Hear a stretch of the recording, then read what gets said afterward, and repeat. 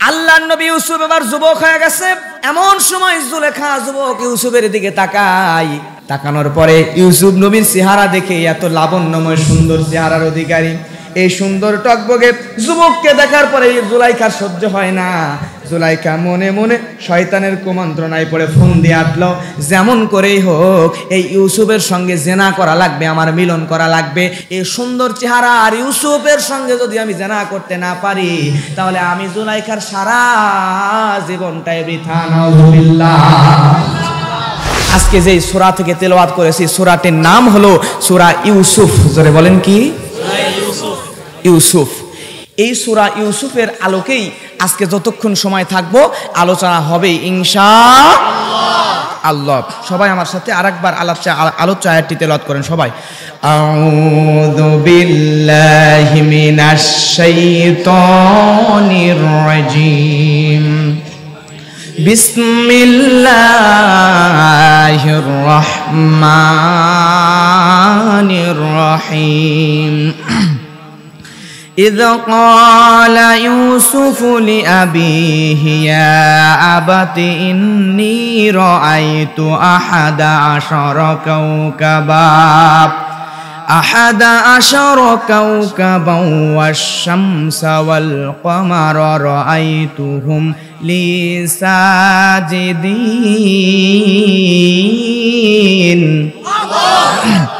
তেলাওয়াত করেছি কোরআন মাজিদের সূরা ইউসুফ।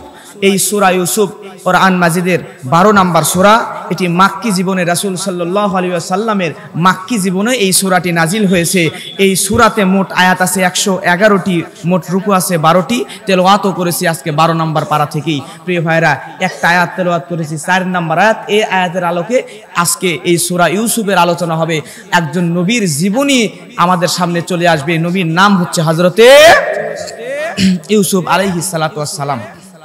প্রিয় ভাইরা, এখন জানবো এই সূরার ফজিলত।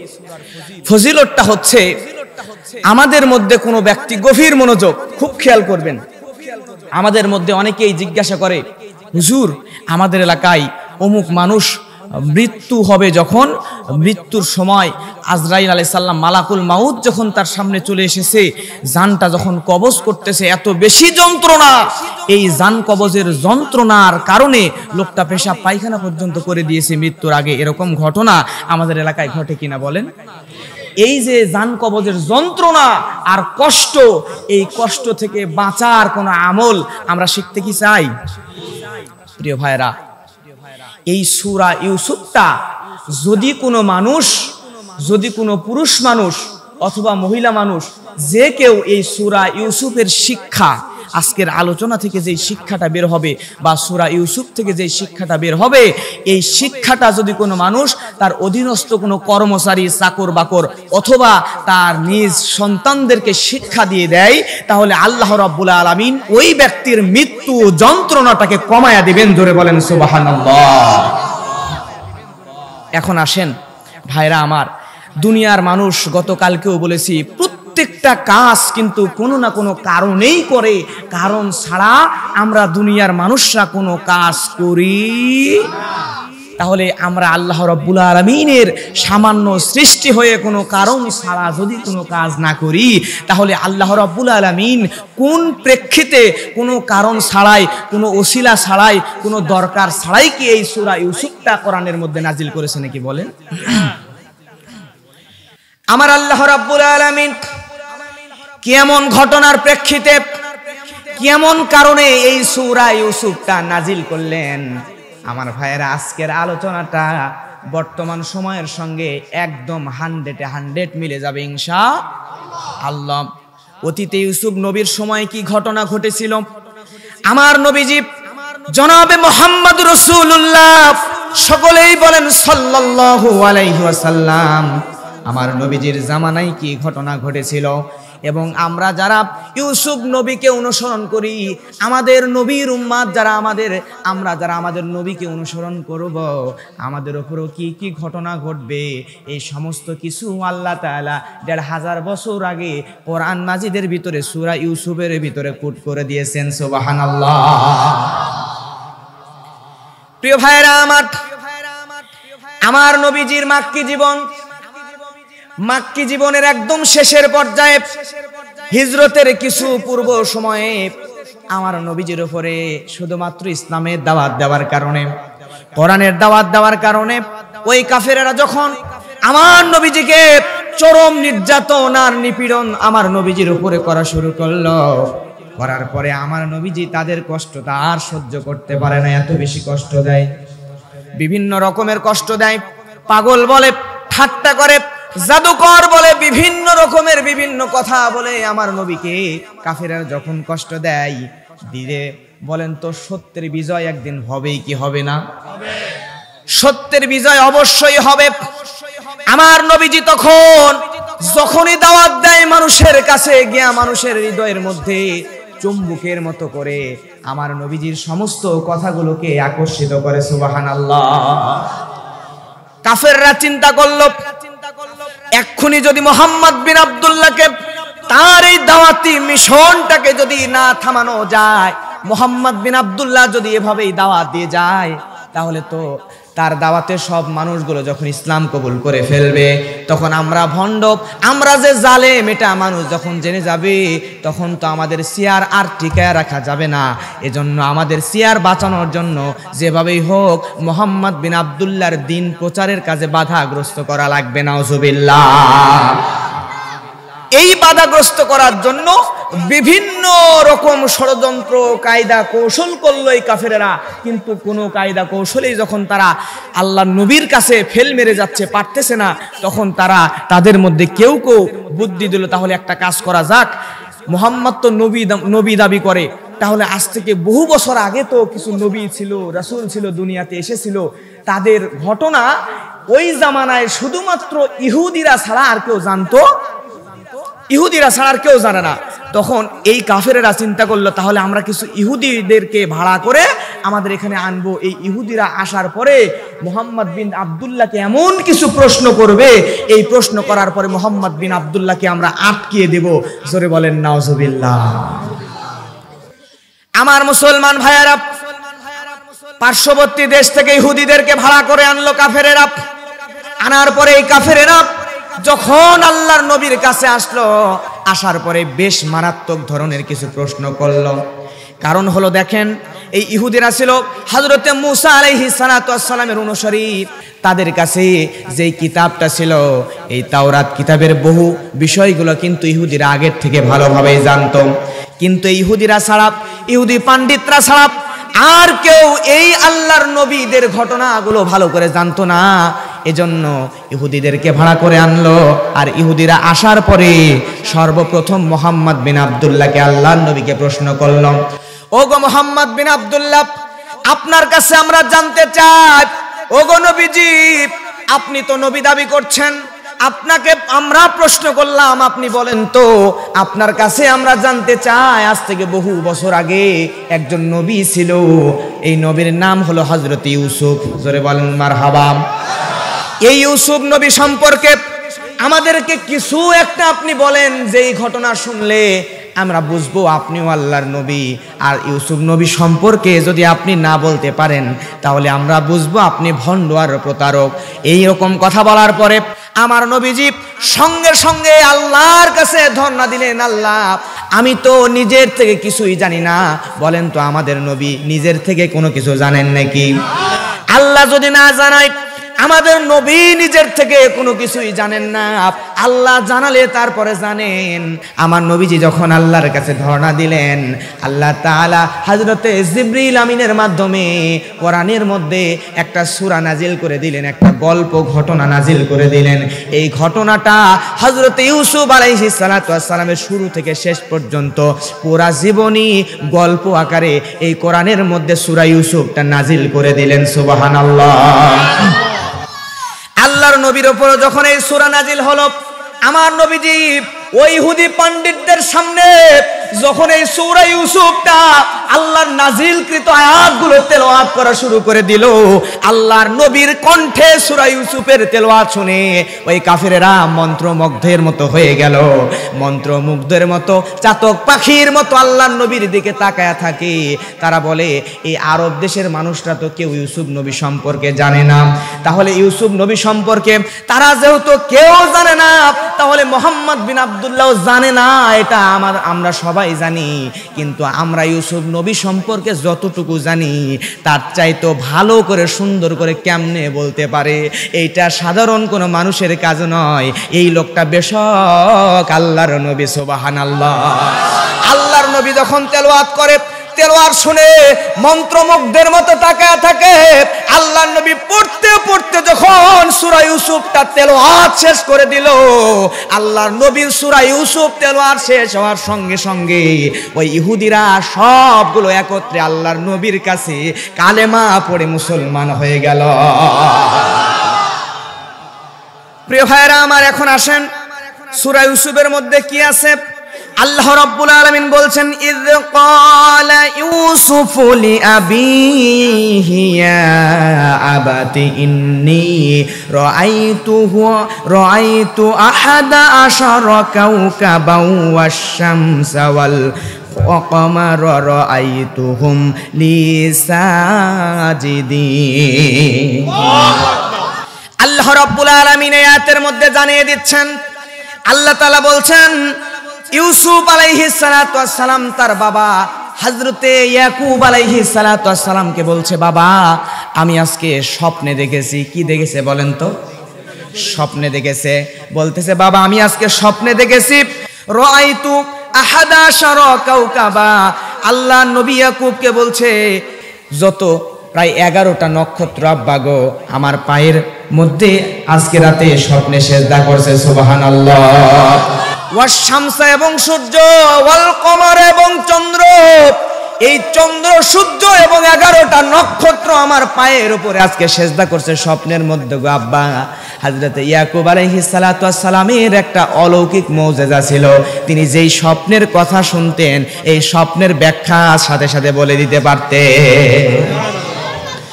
আমার নবী হযরত ইউসুফ আলাইহিস সালাতু ওয়াস সালাম যখন এমন কথা বললেন, বলার পরে হযরত ইয়াকুব আলাইহিস সালাতু ওয়াস সালাম বুঝতে পারলেন আমার সন্তান ইউসুফ যেই কথাটি বলেছে এই কথাটা শুনে বুঝলেন ইউসুফ বেশক আল্লাহর নবী হবে, সুবহানাল্লাহ। প্রথমে বলল কি 11টা নক্ষত্র, জোরে বলেন কয়টা? আমি সায়েন্স নিয়ে পড়াশোনা করেছি, আমি বিভিন্ন বইগুলা নিয়ে গবেষণা করে দেখেছি। আজ থেকে বহু বছর আগে আমার চাইতে সিনিয়র স্টুডেন্ট যারা তারা বলতে পারবেন, বহু বছর আগে বর্তমান আধুনিক বিজ্ঞানের আগের যারা ছিল এরা সর্বপ্রথম এই নক্ষত্র নিয়ে গবেষণা করলো। করার পরে কয়েকশো বছর আগে গবেষণা করলো, করার পরে তারা তথ্য দিয়ে দিল নক্ষত্র হলো 3টা। জোরে বলেন কয়টা? আল্লাহর কোরআনে বলছে কয়টা? তারা বলল নক্ষত্র 3টা। এর কিছু বছর পরে, কয়েক বছর পরে এই বিজ্ঞানীরা আবার নক্ষত্র নিয়ে গবেষণা করলো, করার পরে আবার নতুন করে 3টা নক্ষত্র আবিষ্কার হলো। আগের 3টা পরের 3টা হলো কয়টা? এইবার 6টা হওয়ার পরে আবারও কিছু বছর চলে গেল, 10, 15, 20 বছর পরে আবার বিজ্ঞানীরা গবেষণা করলো, করার পরে তারা আবারও গবেষণা করে নতুন করে 3টা নক্ষত্রের হদিস পাইল, সুবহানাল্লাহ। এইবার হয়ে গেল কয়টা? 9টা হয়ে গেল। হয়ে যাওয়ার পরে বহু বছর থেকে আর গবেষণা নাই, খুঁজে পায় না। আরো কয়েক বছর পার হয়ে গেল, সর্বপ্রথম সবচাইতে অত্যাধুনিক প্রযুক্তির যেই বিজ্ঞানীগুলা বর্তমান আধুনিক বিজ্ঞানীরা, এই বিজ্ঞানীরা আবারও নক্ষত্র নিয়ে গবেষণা শুরু করলো, করার পরে সর্বশেষ সবচাইতে অথেন্টিক তথ্য দিয়ে দিল। অথেন্টিক তথ্য তারা পেয়ে গেল, আবারও নতুন করে 2টা নক্ষত্র আবিষ্কার করলো। করে বলেন তো এবার নক্ষত্র হলো কয়টা? তার মানে তারা নাকের মধ্যে খড় দিয়া বলে দিল। বিজ্ঞানীরা বলল আমরা তো মাত্র 200 বছর 100 বছর থেকে গবেষণা করে 11টা নক্ষত্র বের করলাম, আজ পর্যন্ত আর কোনো নক্ষত্র আবিষ্কার করতে পারে নাই। আল্লাহ তাআলা কোরআন মাজিদের মধ্যে এই জায়গায় সূরা ইউসুফের 4 নম্বর আয়াতের ভিতরে আজ থেকে 1500 বছর আগে 11টা নক্ষত্রের কথা বলেছে। আজকে বিজ্ঞানীরা গবেষণা করে সবচাইতে অত্যাধুনিক আধুনিক বিজ্ঞানীরা তারা বলে দিল কোরআনেও আছে 11টা, আমরাও পাইছি 11টা। এটাই সবচাইতে নির্ভুল তথ্য। চিৎকার দিয়ে বলেন সুবহানাল্লাহ। প্রিয় ভাইরা আমার, এরপরে চন্দ্র কয়টা? সূর্য। ওয়াশ-শামস ওয়াল কমার, চন্দ্র এবং সূর্যর সিজদা দেওয়ার কথা বললো আমার ভাইরা। চন্দ্র হলো একটা, সূর্য হলো একটা, তাহলে নক্ষত্র হলো 11টা। এই 11টার 2টা 13টা, এই সবগুলো মিলে ইউসুফ নবীর পায়ের কাছে, সব পায়ের কাছে সিজদা করছে। ইউসুফ নবীটা এটা সত্য দেখেছে নাকি স্বপ্নে দেখেছে? কিন্তু নবীদের স্বপ্ন সত্য নাকি মিথ্যা বলেন তো? আর আমাদের স্বপ্ন, আমাদের স্বপ্নটা কেমন দেখেন। আমি এক মাদ্রাসায় গেলাম, মাহফিল শেষে গাড়িটা নষ্ট হয়ে গেছে। যাওয়ার পরে ভাবলাম আজকে মাহফিলে থেকে যাই। তো মাহফিলে থেকে গেলাম, এক হাফেজিয়া মাদ্রাসা হেফজখানার মাহফিল। সেখানে গভীর রাত যখন হয়ে গেল, আমাকে হুজুরের কামরায় থাকতে দেওয়া হয়েছে। গভীর রাত্রে আমি সম্ভবত ইস্তেনজার জন্য বাহিরে এসেছিলাম। আসার পরে যখন ভিতরে ঢুকতে যাব, লক্ষ্য করে দেখলাম সব ছাত্ররা পরের দিন ছুটি হয়ে যাবে, আগের দিন সবাই এক লাইন হয়ে শুয়ে আছে। যখন আমি ছাত্রদের কাছে গেলাম, যাওয়ার পরে লক্ষ্য করে দেখলাম একজন ছাত্র রাত 2টা 3টা বাজে ওই সময় বিড়বিড় বিড়বিড় করে কি যেন তেলাওয়াত করতেছে, কি যেন পড়তেছে। আমি কাছে গেলাম, যাওয়ার পরে দেখতেছি সুন্দর করে সূরা আল বাকারা আলিফ লাম মিম যালিকাল কিতাবু লা রাইবা ফীহি হুদাল লিল মুত্তাকিন আল্লাযীনা, এভাবে সুন্দর করে একেবারে পড়তে আছে প্রথম থেকে শুরু করে পড়তে আছে। আমি অবাক হয়ে গেলাম, কি রে? তারপরে পাশে আরেকজন দেখলাম এই বাচ্চাও পড়তেছে। আমি আর কিছু বললাম না, আমি ওখান থেকে চলে আসলাম। পরের দিন সকালবেলা আমি তারে জিজ্ঞাসা করলাম, বাবা চলে আসবো? তখন বলতেছে, শোনো এদিকে আসো। কাছে আসলো, বললাম তুমি রাতের বেলা দেখতেছিলাম এরকম করে বিড়বিড় করে কি যেন করতেছিলা, কি করতেছিলে একটু খুলে বলো তো। তখন বলতেছে, হুজুর আজকে আমাদেরকে হুজুর সূরা আল বাকারা এইটা আমাদেরকে পড়তে দিয়েছিল, মুখস্থ করতে দিয়েছিল। দিনে ওইটা মুখস্থ করছি, কালকে সকালবেলা হুজুরের কাছে সবক দেওয়া লাগবে, বলতে হবে, পড়তে হবে। এখন আমি রাতে যখন ঘুমাইছিলাম, ঘুমের মধ্যে স্বপ্ন দেখতেছিলাম হুজুর আমার সামনে বসে আছে, আর হুজুরের সামনে বসে আমি কোরআন তেলাওয়াত করতেছি। আল্লাহু আকবার। তাহলে এই বাচ্চাদের স্বপ্নগুলা সুন্দর স্বপ্ন নাকি বাজে স্বপ্ন? আপনাদের এলাকায় বাস স্ট্যান্ড আছে কোথায়? ভোলা, মনে করেন ভোলা বাস স্ট্যান্ড আছে, দেখবেন এই বাস স্ট্যান্ডে এক শ্রেণীর হেল্পার আছে। এই হেল্পার গুলো বাসের দরজায় চড়ে দরজার উপর জোরে জোরে বাড়ি দেয় আর বলে ইলিশা ইলিশা ইলিশা। আবার কেউ কেউ বলে ঢাকা ঢাকা ঢাকা, বলে না, আছে না? তার মানে এই বাসে যদি কেউ ওঠে ওখান থেকে গিয়ে ঢাকায় নামায়া দেবে। কথা বলেন ঠিক কিনা? এইরকম একজন হেল্পারের কথা বলি। এই হেল্পার বাসায় রাতের বেলা ঘুমায়া গেছে। ঘুমায়া যাওয়ার পরে ঘুমের মধ্যে এই লোকটা ঢাকা ঢাকা করতেছে আর জোরে জোরে বাড়ি দিচ্ছে। এখন হঠাৎ করে পাশেই ছিল তার বিবি। ওই বিবি কি করছে, ওই বাসের হেল্পারকে দিছে ধাক্কা দিয়ে, বলছে এই লোক ওঠো। তখন ঘুম থেকে লাফ দিয়ে উঠছে। ওঠার পরে বলছে, এই আমি তো ছিলাম ভোলা বাস স্ট্যান্ডে, এখানে কিভাবে আসলাম? বউ তখন বলতেছে, বাস স্ট্যান্ডে মানে তুমি কি করতেছিলা? তখন বলতেছে যে আমি ভোলা বাস স্ট্যান্ডে বাসের উপর উঠে বাসের গায়ে জোরে জোরে বাড়ি দিচ্ছিলাম আর বলতেছিলাম ঢাকা ঢাকা ঢাকা, কিন্তু আমি ঘুম থেকে উঠে দেখতেছি আমি তো ঢাকায় নাই, ফাঁকায় আছি। তখন বউ বলতেছে, আরে লোকটা, তুমি তো বাসের গায়ে বাড়ি দাও নাই আর ভোলা বাস স্ট্যান্ডে নাই, তুমি আসো তোমার ঘরের ওপরে বিছানার ওপরে, আর তুমি বাসের গায়ে বলে আমার পিঠে বাড়ি দিয়ে দে, পিঠ লাল করে দিয়েছে। এই লোকের স্বপ্নটা সত্য স্বপ্ন নাকি মিথ্যা স্বপ্ন? এখন আমার দেশের যুবকদের কথা বলি। কোরআনের হাফেজেরা রাত দিনের বেলা কোরআন তেলাওয়াত করে, পড়ার পরে যখন ঘুমায়া যায়, ঘুমের মধ্যেই হাফেজগুলা ঘুমের মধ্যে সুন্দর করে এই হাফেজ ছাত্ররা কিন্তু ঘুমের ভিতরে কোরআনই তেলাওয়াত করে। সুবহানাল্লাহ। কিন্তু আমার দেশের স্কুল পড়ুয়া, কলেজ পড়ুয়া, ভার্সিটি পড়ুয়া এক শ্রেণীর যুবক আছে। এই যুবকদের কথা যদি বলি, সবার কথা বলছি না, কিছু সংখ্যক যুবক আছে যারা কোরআনী আন্দোলন করার কারণে, ইসলামিক মাইন্ডের মানুষদের সঙ্গে মেশার কারণে তারা এখনো ইমানদার যুবক আছে। কথা বলেন ঠিক কিনা? কিন্তু বেশি সংখ্যক যুবকগুলা আছে যেই যুবকগুলা এইরকম করে স্মার্টফোন কিনেছে, Android mobile 4G 5G phone কিনছে, কেনার পরে এই ফোনের মধ্যে নামাজ তো পড়ে না, সারা রাত জেগে ফোনের মধ্যে উলঙ্গ নর্তকীদের গানের অনুষ্ঠান, নাচের অনুষ্ঠান দেখে রাত জাগে, জেগে ঘুমায়া যায়। ঘুমের পরে স্বপ্নের মধ্যে যেই নায়িকার নর্তকী গায়িকাদের গানের অনুষ্ঠান দেখেছে, ওই নায়িকার নর্তকীগুলা ওই যুবকের স্বপ্নে, তারপরে যুবকের স্বপ্ন দোষ করায় দেয়, ঠিক কিনা? তাহলে আমরা যতই নায়িকারে দেখি, ওই নায়িকা সত্য আসবে না, স্বপ্নে আসবে। তার মানে এই স্বপ্ন হলো মিথ্যা স্বপ্ন, কথা বলেন ঠিক কিনা? আমাদের স্বপ্নগুলো মিথ্যা স্বপ্ন, কিন্তু আল্লাহর নবী ইউসুফ আলাইহিস সালাতু ওয়াস সালাম তিনি হলেন আল্লাহর নবী, আর নবীদের স্বপ্ন কখনো মিথ্যা হতে পারে। এখন বলতে হয় আমার ভাইয়েরা, আল্লাহর নবী ইউসুফ আলাইহিস সালাতু ওয়াস সালামের উপর যখন এমন স্বপ্ন আসলো, নক্ষত্র কয়টা? 11টা। ইউসুফ নবীর পিতা বুঝতে পারলো এমন কথা। বুঝতে পারার পরে ইউসুফ নবীর ভাই ছিল, সৎ ভাই ছিল 10 জন। ধরে বলেন কয়জন? 10 জন। আর আরেকজন নিজের ভাই ছিল, ছোট ভাই বানিয়ামিন। এই মোট 11 জন ভাই। তার মানে বাবার বুঝতে আর বাকি রইল না, 11 জন ভাই, মানে এই 11 জন ভাই মানে 11টা নক্ষত্র। এই নক্ষত্রগুলা ইউসুফের পায়ে সেজদা করবে, এবং আমি বাবা হলাম সূর্য এবং তার মা হলো চন্দ্র। প্রিয় ভাইরা আমার, কিছু কিছু মুফাসসিরগণ বলছেন মা মারা যাওয়ার কারণে খালা, এই সবাই মিলে ইউসুফকে সম্মান প্রদর্শন করবে, এটাই আল্লাহ তাআলা কোরআনের মধ্যে কোট করে দিয়েছেন। জোরে বলেন সুবহানাল্লাহ।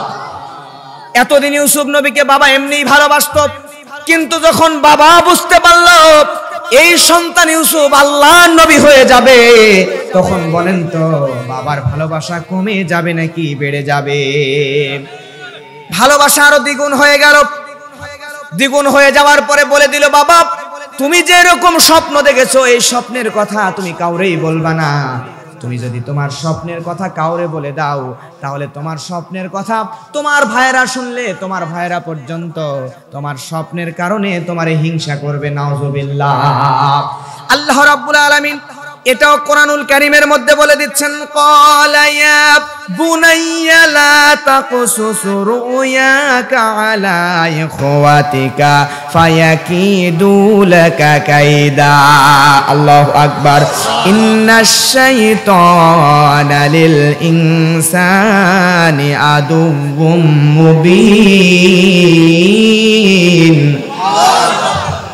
আমার ভাইয়েরা, এইবারে মনোযোগ দিয়ে শুনতে হবে।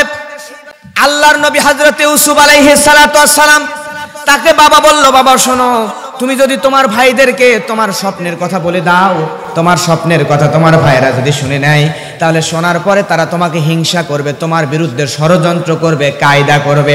কারণ হলো শয়তান মানুষের প্রকাশ্য দুশমন। কথা কোন ঠিক কিনা?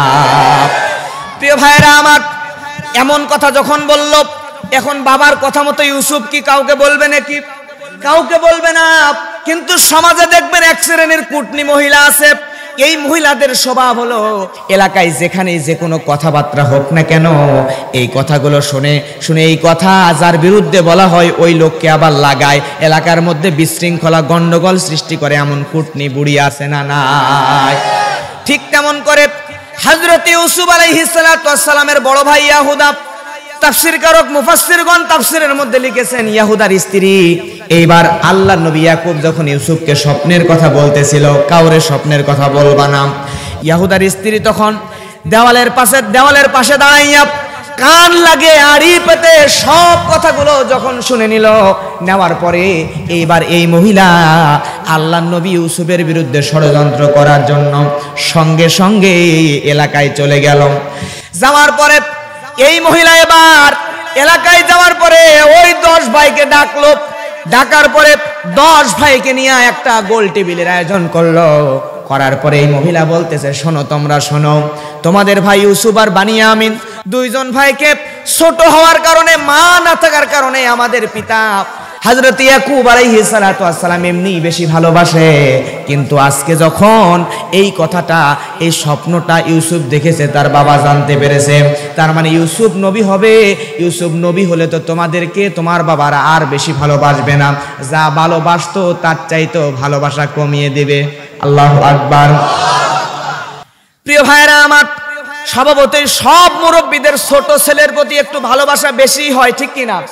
এখানে মুরব্বীরা আছে, দেখবেন মুরব্বীরা শেষ বয়সে যদি সন্তান হয়, ওই সন্তানের প্রতি ভালোবাসা বড় ছেলেদের চাইতে বেশি কিন্তু হয়, কথা কন ঠিক কিনা? ঠিক তেমন করে এই ভালোবাসা হওয়ার কারণে আল্লাহর নবী ইউসুফ আলাইহিস সালাতু ওয়াস সালামের ভাইরা তখন টেনশনে পড়ে গেল, কি করা যায়, কি করা যায়। সবাই মিলিয়া এবার গোল টেবিলে বসার পরে আল্লাহর নবী ইউসুফের বিরুদ্ধে একটা ষড়যন্ত্র করলো। কি করলো? ষড়যন্ত্র করলে এটা আল্লাহ রাব্বুল আলামিন কোরআনের মধ্যে কোট করে দিয়েছেন। আল্লাহ রাব্বুল আলামিন বলছেন, ওয়াকুতুলু ইউসুফা বিতরহুহু আরদান ইয়াখলু লাকুম ওয়াজহু আবিকুম ওয়া তাকুনু মিন বাদিহি কওমান সালিহিন। আল্লাহ রাব্বুল আলামিন এটাও কোট করে জানিয়ে দিচ্ছেন, এইবার 10 ভাই মিলে, কয় ভাই? 10 ভাই মিলে ষড়যন্ত্র করলো, কায়দা করলো, কৌশল করলো। ইউসুফ নবীর বিরুদ্ধে 10 ভাই মিলে ষড়যন্ত্র করলো। ওয়াকুতুলু ইউসুফ, ইউসুফকে আমরা হত্যা করব। কি করব? হত্যা করব, না হলে গুম করব। প্রিয় ভাইরা আমার, বর্তমানে আমি অনলাইনে পড়ে দেখলাম, আজ থেকে কয়েক বছর আগে আমাদের পার্শ্ববর্তী কয়েকটা দেশের পরে একটা দেশ, নাম তার আফ্রিকা। জোরে বলেন কি? আফ্রিকা। এই আফ্রিকার মানুষগুলো কিন্তু খুন করতে জানতো, কিন্তু গুম করতে জানতো। তারা শুধু মানুষকে খুন করতো, কিন্তু গুম করতে জানতো না। এইবারে আল্লাহর নবী ইউসুফকে তারা গুম করার ষড়যন্ত্র করেছে। আর এই আমার দেশে কিছু মানুষ আছে, এই মানুষরাও কিন্তু গুম করতে ভালোই পারদর্শী, কথা কন ঠিক কিনা? এই বাটপারগুলো যারা গুম করে, এরা আবার আফ্রিকায় গেছে, যাওয়ার পরে ওইখানের মানুষটাকে গুম করতে জানতো না।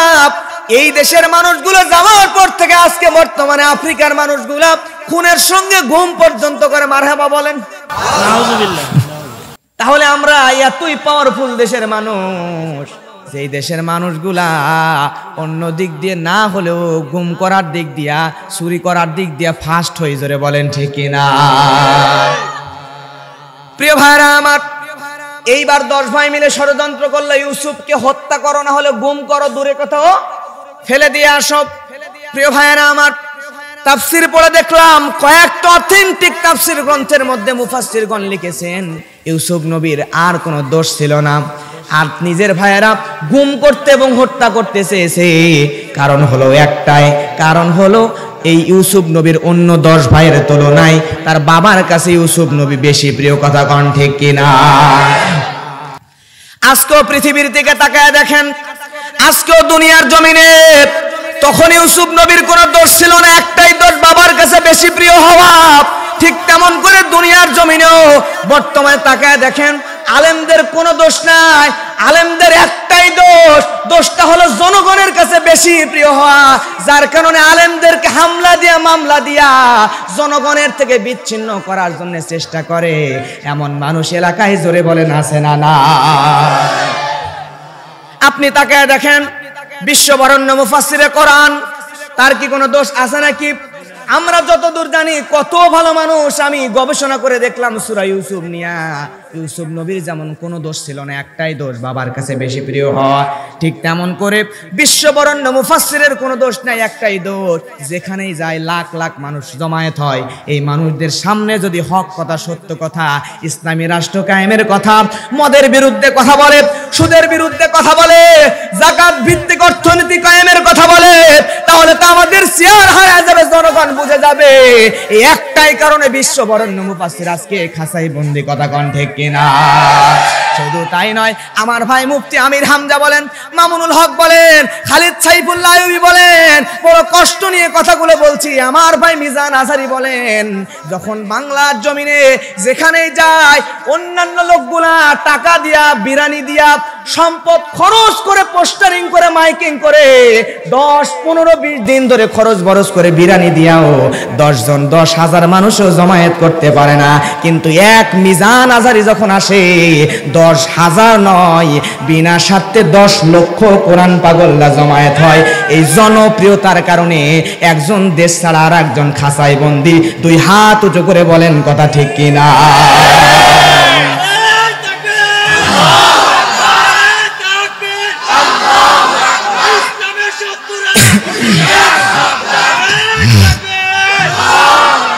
আমার মুসলমান ভাইয়েরা, তার মানে আমরা এখান থেকে বুঝলাম আপনি সারা জীবন মসজিদের মধ্যে ওয়াজ করবেন, সারা জীবন নিজে আমল করবেন, বউকে আমল করাবেন, আপনার উপর হামলা আসবে না, মামলা আসবে না, কিন্তু যখনই আপনি আল্লাহর কোরআন সংসদে নিয়ে যাইতে চাইবেন আপনাকেও দেশদ্রোহী বানায় দিবে। জোরে বলেন ঠিক কিনা?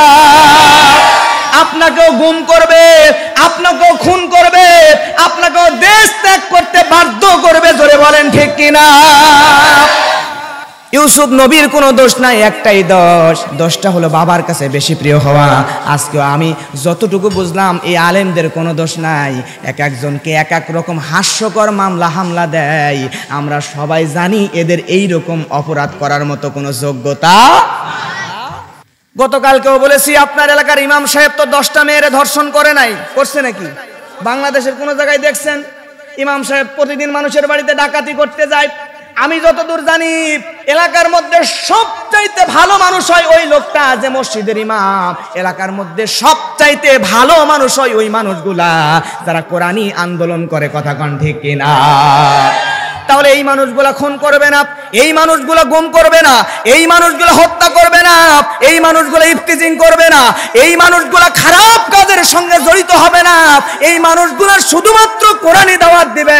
এই মানুষগুলার একটাই হৃদয়ের মধ্যে তামান্না, এই তামান্নাটা হলো বাংলার জমিনের পূর্ব দিগন্তে কালেমার পতাকা উড়ানো। জোরে বলেন ঠিক কিনা? প্রিয় ভাইরা আমার, এইবারে দেখেন আল্লাহর নবী ইউসুফকে যখন তারা হত্যা করার কথা বলার পরে এইবার বড় ভাই সঙ্গে সঙ্গে বলে দিল, আল্লাহর নবী ইউসুফের বিরুদ্ধে আবার ষড়যন্ত্র করলো। বলছে ক্বালা কাইলুম মিনহুম লা তাকতুলু ইউসুফা ওয়া আলকুহু ফি গায়াবাতিল জুব্বি ইয়ালতাকিতুহু বা'দুস সাইয়ারাতি কুনতুম ফাইলুন।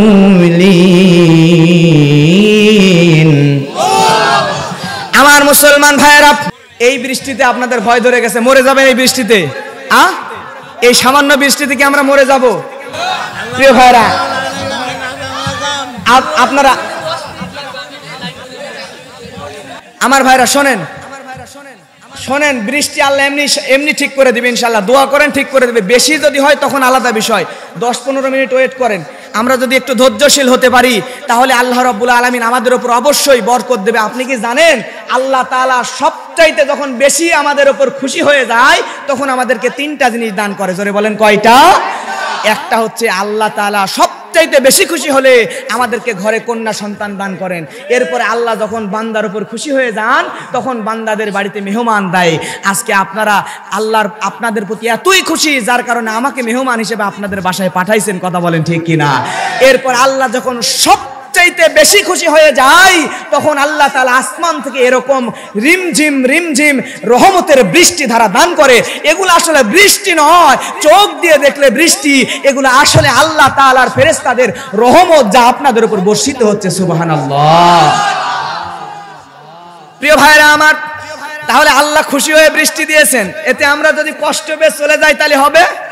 একটুখানি ধৈর্য ধরেন আমার ভাইয়ের, একটা দিন বৃষ্টিতে একটুখানি ভিজলে কোনো সমস্যা নাই। আর এমন ওয়াজ আজকে করব যেই ওয়াজের কারণে আপনাদের ঠান্ডা পানিতেও কাবু করবে না, আপনাদেরকে গরম ধরা দিবে ঠান্ডার মধ্যে ইনশাআল্লাহ। প্রিয় ভাইয়েরা, তাহলে এবার ভাইয়েরা মিলে ষড়যন্ত্র করলো। ক্বালা কাইলুম মিনহুম লা তাকতুলু ইউসুফা ওয়া আলকুহু ফি গায়াবাতিল জুব্বি ইয়ালতাকিতুহু বা'দুস সাইয়ারাতি ইন কুনতুম ফাইলিন।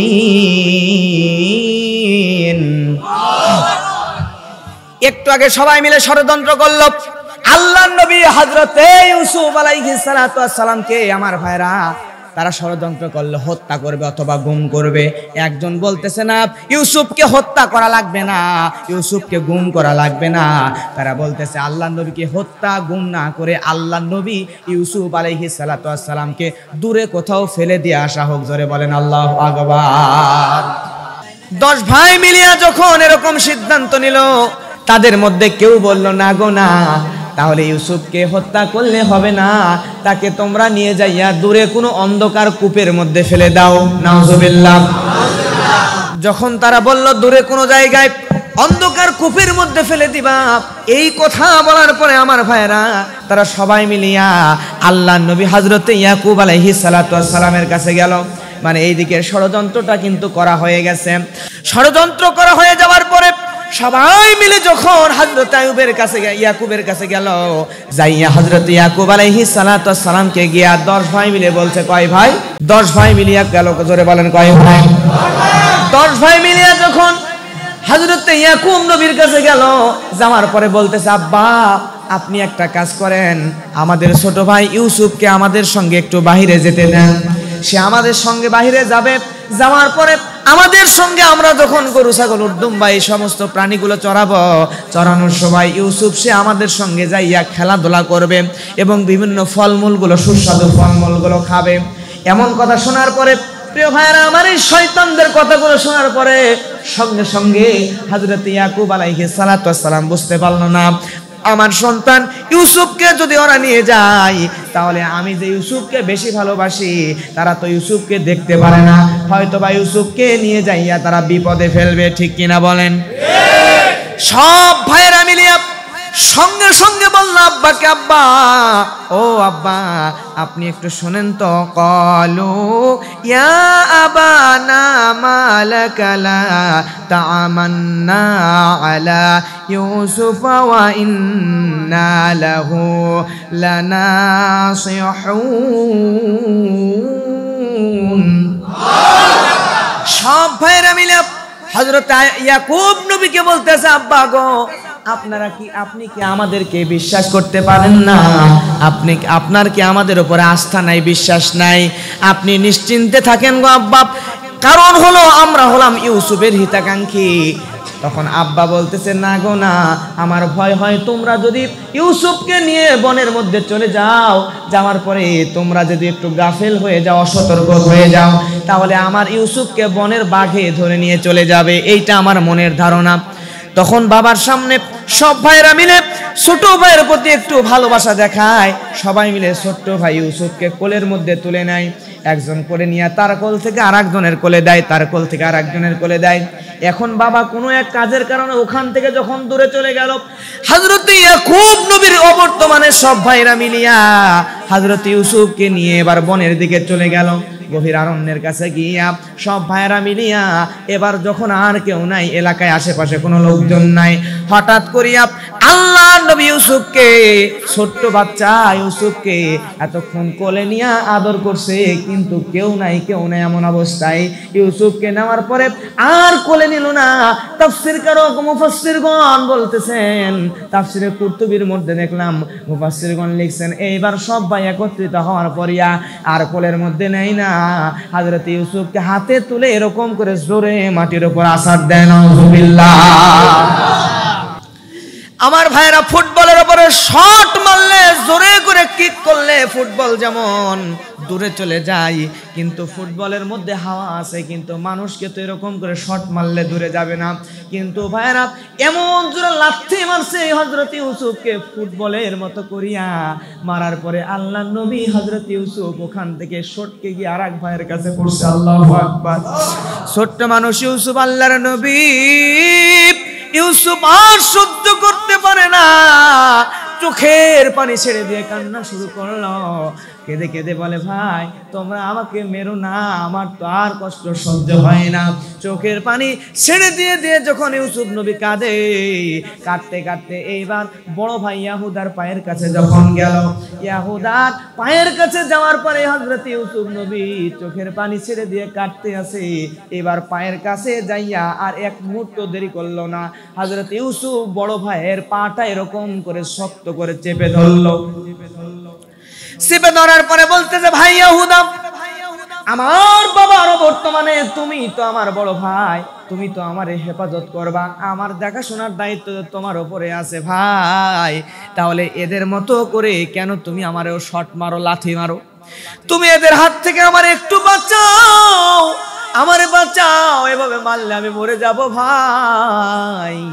এই কথা বলার পরে ইহুদা সঙ্গে সঙ্গে ভাইদেরকে বলতেছে, তোমরা শোনো, আল্লাহ তাআলা কোরআনে বলছেন, ক্বালা কাইলুম মিনহুম লা তাকতুলু ইউসুফা ওয়া আলকুহু ফি গায়াবাতিল জুব্বি। আল্লাহু আকবার। আর ভাইরা মিলিয়া তখন বলল, ভাইরা শোনো, আমরা এখানে আসার আগে তো আমরা ষড়যন্ত্র করেছিলাম, আমরা ইউসুফকে হত্যা নয় বরং কূপের মধ্যে ফেলে দিব। অন্ধকার কূপ, কি কূপ? অন্ধকার কূপের মধ্যে ফেলে দিব, এই ষড়যন্ত্র তো আমরা করেছিলাম। কিন্তু তা না করে কেন তোমরা এইরকম করে ইউসুফকে মারতেছ? ইউসুফকে মেরো না, মারলে তো সে মরেই যাবে, বরং আমরা তারে নিয়ে যাইয়া কূপের মধ্যে ফেলে আসি। মুফাসসিরগণ লিখেছেন, সব ভাইরা মিলিয়া আল্লাহর নবী ইউসুফকে নিয়ে চলে গেল কূপের কাছে। কূপের কাছে নিয়ে যাওয়ার পরে অন্ধকার একটা কূপ, এই কূপের কাছে নিয়ে যাইয়া এখন ইউসুফকে বাঘে খাইছে না কিসে খাইছে এটার প্রমাণ তো বাবার কাছে উপস্থাপন করা লাগবে। ভাইরা সঙ্গে সঙ্গে কি করলো, ছোট্ট ভাই ইউসুফের শরীর থেকে টান দিয়ে জুব্বাটা খুলে নেয়। জুব্বা যখন খুলে নিবে, হযরত ইউসুফ নবী সহ্য করতে না পেরে ভাইদেরকে বলে, ভাই দয়া করে আমার শরীরের জুব্বাটা খুলে নিবা না, কারণ তোমরা তো আমাকে অন্ধকার কূপের মধ্যে ফেলে দিবা, এই কূপের মধ্যে ফেলে দিলে তো আমি মারা যাব, বাঁচবই না। যেহেতু আমি মারাই যাব, তাহলে কেন তোমরা আমার এই জুব্বাটা খুলে নিচ্ছ? ভাই আমি যদি মারা যাই তাহলে জুব্বাটা আমার গায়ের কাফনের কাপড় হবে। আল্লাহু আকবার। আমার কাফনের কাপড় হিসাব হলো তুমি আমার জুব্বাটা খুলে নিও না। সঙ্গে সঙ্গে ইউসুফের নির্দয় ভাইদের মনের মধ্যে মায়া হলো না, সব ভাইরা মিলিয়া আল্লাহর নবী ইউসুফের শরীর থেকে টান দিয়ে জোর করে জুব্বাটা খুলে নিল। জুব্বা খুলে নেওয়ার পরে পায়জামা যখন খুলে নিবে, ইউসুফ তখন বলতেছে, ভাই আমি তো মারাই যাব, কিন্তু মারা যাওয়ার আগে আমার পায়জামাটাও যদি খুলে নাও তাহলে তো আমি উলঙ্গ হয়ে বেইজ্জতি হয়ে মারা যাব, এইটা দয়া করে খুলে নিও না। মুফাসসিরগণ বলছেন, ছোট্ট মানুষ ইউসুফ এমন করে পায়জামার দড়িটা গিট্টিটা শক্ত করে ধরেছে, আর ভাইরা টানাটানি করে খুলতে পারে না। তারপরে যখন খুলতে পারে না, আল্লাহর নবী ইউসুফকে 10 ভাই মিলিয়া এইবার অন্ধকার কূপের মুখ বরাবর নিয়ে যাইয়া আল্লাহর নবী ইউসুফকে এবার কূপের মধ্যে পানির ভিতরে ফালায়া দিছে। আল্লাহর নবী ইউসুফকে যখন পানির মধ্যে ফালায়া দেয়, ইউসুফ যখন পানির মধ্যে পড়ে যাবে, এমন সময় আল্লাহর নবী বলছেন, আল্লাহ তাআলা সঙ্গে সঙ্গে জিবরিল আমিনকে অর্ডার করে দিল, জিবরিল আমিন আর দেরি করিস না, যা এই মুহূর্তে চলে যা, আমার নবী ইউসুফের যেন পানির মধ্যে পড়ে কোনো কষ্ট না হয়। সুবহানাল্লাহ। জিবরিল আমিন বলছেন, কোন এক বর্ণনায় আসছে, জিবরিল আমিন বলছেন আল্লাহর নবীকে বলছে, ইয়া রাসূলুল্লাহ আমি দুনিয়াতে সবচাইতে দ্রুত গতিতে তিনবার এসেছি, সবচাইতে দ্রুত গতিতে তিনবার আসতে। ধরে বলেন কয়বার? 3 বার। তার মধ্যে একবার হলো এই হযরত ইউসুফকে তার ভাইরা যখন কূপের মধ্যে ফেলে দিল, তখন আমি এত দ্রুত আল্লাহর আরশ থেকে সিদরাতুল মুনতাহা থেকে এত দ্রুত তার কাছে চলে গেছি, এত দ্রুত আর কোনো সময় আমি দুনিয়ার জমিনে আসি নাই। সুবহানাল্লাহ। এক সেকেন্ডকে 1000 ভাগ করলে আমার ভাইরা 1 ন্যানো সেকেন্ড হয়। 1 ন্যানো সেকেন্ডকে 1000 ভাগ করলে 1 মাইক্রোসেকেন্ড হয়। এই 1 মাইক্রোসেকেন্ডের 1000 ভাগেরও কম সময়ের মধ্যে জিবরিল আমিন এসে হযরত ইউসুফ নবীকে মায়ের কোলের মধ্যে সন্তান যেমন নিরাপদ হয়ে যায়, আল্লাহ নবী ইউসুফকে জিবরিল আমিন কুদরতি কোলে তুলে নিয়েছে। সুবহানাল্লাহ। ভাইরা ওখান থেকে এবার রিপ্লে নিল, পিছন দিকে ব্যাক করে এইবার তারা কি করলো, তাদের যে দুম্বা অথবা বকরিগুলো ছিল মুফাসসিরগণ বলছেন কোন একটাকে জবাহ করিয়া সেখানে রক্তগুলো আল্লাহর নবী ইউসুফের জুব্বার উপরে ভালো করে ভরাইয়া এই জুব্বাটা নিয়ে যাইয়া ইয়াকুব নবীরে দেখায়। আল্লাহর নবী ইয়াকুবকে রাতের বেলা বাড়িতে ফিরে গেল। যাওয়ার পরে ইয়াকুব নবীকে বলে, আব্বা এই যে জুব্বা দেখতেছেন এই জুব্বাটা আমাদের ভাই ইউসুফের জুব্বা, তাকে বাগে নিয়ে গেছে। হযরত ইয়াকুব আলাইহিস সালাম এবার জুব্বাটা হাতে নিল, নেওয়ার পর চোখের পানি ছেড়ে দিয়ে জুব্বাটা যখন দেখতে গিয়া নজর করে দেখতে পেল জুব্বাটার ওপরে রক্ত, ভিতরে রক্ত ঠিক আছে, কিন্তু জুব্বার কোনো জায়গায় কাটা ছেঁড়া নাই। আচ্ছা বলেন তো, যদি বাঘে খায় তাহলে জুব্বা ছিঁড়ে খাবে না জুব্বা খুলে তারপরে খাবে? বলেন ইয়াকুব নবী চিন্তা করে এ তো বাংলাদেশের ডিজিটাল বাঘ, তাই যদি না হবে তাহলে এরকম করিয়া কেন জুব্বা খুলে না? জুব্বা খুলে খেলো, আমার ছেলেকে খেয়ে ফেললো, তারপর জুব্বা ছিল না। ইয়াকুব নবী বুঝতে পারলো আমার সন্তানেরা আমার কাছে মিথ্যা বলতেছে, কথা কোন ঠিক কিনা? এইভাবে মিথ্যা বলতে বলতে হযরত ইয়াকুব আলাইহিস সালাতু ওয়াস সালাম আল্লাহর উপর ভরসা করলেন। আমার ভাইরা এদিকে এই 10 ভাই মিলে চিন্তা করলো ইউসুফকে তো আমরা কূপের মধ্যে ফেলেই দিছি, কিন্তু এখন যদি এই ইউসুফ কূপের মধ্যে থেকে লাফ দিয়ে বের হয়ে যায়, যে বের হয়ে তাকে যদি কেউ বের করে ফেললে সে তো আবার দৌড়ে আমার বাড়িতে চলে আসবে, আমরা তো ধরা পড়ে যাব। কি করা যায়? 10 ভাই মিলিয়া দৌড়ে চলে গেল ওই কূপের কাছে। এমন সময় ওই এলাকা দিয়ে একদল কাফেলা যাচ্ছিল, এদের পানির পিপাসা। কিসের পিপাসা? পানির পিপাসা লাগছে। আমার আল্লাহ তাআলা রব্বুল আলামিন তাদেরকে পথ ভুলে দিয়া যেই কূপের মধ্যে ইউসুফ নবীকে ফেলছে এই কূপের রাস্তা দিয়ে এদেরকে হাঁটানো শুরু করছে। কূপের কাছে এসে কূপের ভিতরে যখন বালতিটা ফেলছে, বালতি তুলে দেখে বালতির মধ্যে পানির সঙ্গে আল্লাহর নবী ইউসুফ উঠে এসেছে। দারুণ মজাদার আলোচনা সামনে আসতেছে। দেখেন যখন এরকম করে বালতির মধ্যে হযরত ইউসুফ বের হয়ে গেল, যাওয়ার পরে ওরা মনে করলো, ওদের মধ্যে কিছু বিচক্ষণ এবং জ্ঞানী মানুষ ছিল কাফেলার মধ্যে, তারা চেহারা দেখেই বুঝতে পারলো এই বাচ্চা সাধারণ কোনো মানুষ না, এই বাচ্চা সাধারণ কোনো মানুষ হতে পারে না, এই বাচ্চা দারুণ অলৌকিক ক্ষমতা সম্পন্ন কোনো বাচ্চা। আমার ভাইরা আল্লাহর নবী ইউসুফকে দেখে বুঝতে পারলো, সঙ্গে সঙ্গে তারা ইউসুফকে লুকানোর চেষ্টা করলো, সেখান থেকে নিয়ে চলে যাবে। এমন একটা সময় সঙ্গে সঙ্গে 10 ভাই ওইখানে চলে আসলো। আসার পর ওই কাফেলার লোকেদেরকে বলতেছে, মুফাসসিরগণ বলছেন, লোকেদেরকে বলছেন তোমরা শোনো, এই ইউসুফ এই বাচ্চা আমাদের গোলাম, আমাদের কাছ থেকে পালিয়ে তোমার কাছে চলে আসছে, তোমরা এখন তাকে চুরি করছো। নাউজুবিল্লাহ বলবেন না? চুরি করতেছ। এখনই যদি একে 2টা অপশন তোমাদেরকে দিয়ে দিলাম। অপশন নাম্বার 1, কিছু টাকা পয়সা আমাদেরকে দিবা, দিয়ে কিনে নিবা। আর 2 নাম্বার অপশন, তাড়াতাড়ি এলাকা ছেড়ে নিরাপদ দূরত্বে চলে যাবা। যদি না করো তাহলে তোমাদের বিরুদ্ধে আমরা মামলা করব, মামলা করে তোমাদেরকে ফাঁসায় দিব। এমন কথা যখন বলার পরে আল্লাহর নবী ইউসুফ তখন চুপ করে আছে, চুপিসারে আছে। তখন তারা কি করলো? মুফাসসিরগণ তাফসীরের মধ্যে লিখেছে, আমি পড়ে দেখলাম, কেউ বলছেন 18 থেকে 22 দিরহাম দিয়া, মাত্র 18 থেকে 22 কিংবা 21 দিরহাম দেয়া আল্লাহর নবী হযরত ইউসুফকে তারা কিনে নিল একদম অল্প দাম। কিনে নেওয়ার পরে এই লোকগুলা চলে গেল মিশরের দিকে। মিশরের একটা বাজারে আল্লাহর নবী ইউসুফকে বিক্রি করার জন্য তারা তুলল। ওই বাজারের মধ্যে গোলাম কেনা বেচা হয়তো। যাওয়ার সময় একটা ছোট্ট ঘটনা ঘটে গেল। আল্লাহর নবী ইউসুফকে তারা শক্ত করে উটের পিঠে বেঁধে ফেলেছে। তাফসীরে কুরতুবীর মধ্যে ঘটনাটা আসছে। শক্ত করে যখন আল্লাহর নবী ইউসুফকে বেঁধে ফেলেছে, বেঁধে ফেলার পরে আল্লাহর নবী ইউসুফ আলাইহিস সালামকে নিয়ে যখন তারা চলে যাইতেছে, যাইতে যাইতে এমন একটা সময়ে ওই জায়গা থেকে আসওয়াদ নামক একজন ব্যক্তি ছিল, যাকে ইউসুফকে যারা নিয়ে যাচ্ছে তাদের মধ্যে এই আসওয়াদ নামক ব্যক্তিটা লক্ষ্য করে দেখে ইউসুফ ওই জায়গায় যাইতে যাইতে ইউসুফ নবীর বাঁধন খুলে গেল। যাবার পরে আল্লাহর নবী ইউসুফ আলাইহিস সালাতু ওয়াস সালামের মায়ের কবর যেখানে, ওই কবরের কাছে আল্লাহর নবী ইউসুফ পড়ে গেল। আল্লাহু আকবার। আল্লাহর নবী ইউসুফ যখন পড়ে গেল, পড়ে যাওয়ার পরে মায়ের মায়ের কবর ধরে কাঁদে। ছোট্ট বাচ্চা বুঝে না, মায়ের কবর ধরে কাঁদে, মা গো মা, তোমার কাছে মনে হয় আমি ফিরে আসতে পারবো না। ও মা, কেন তুমি আমার ডাক দাও না, কথা কও না গো মা।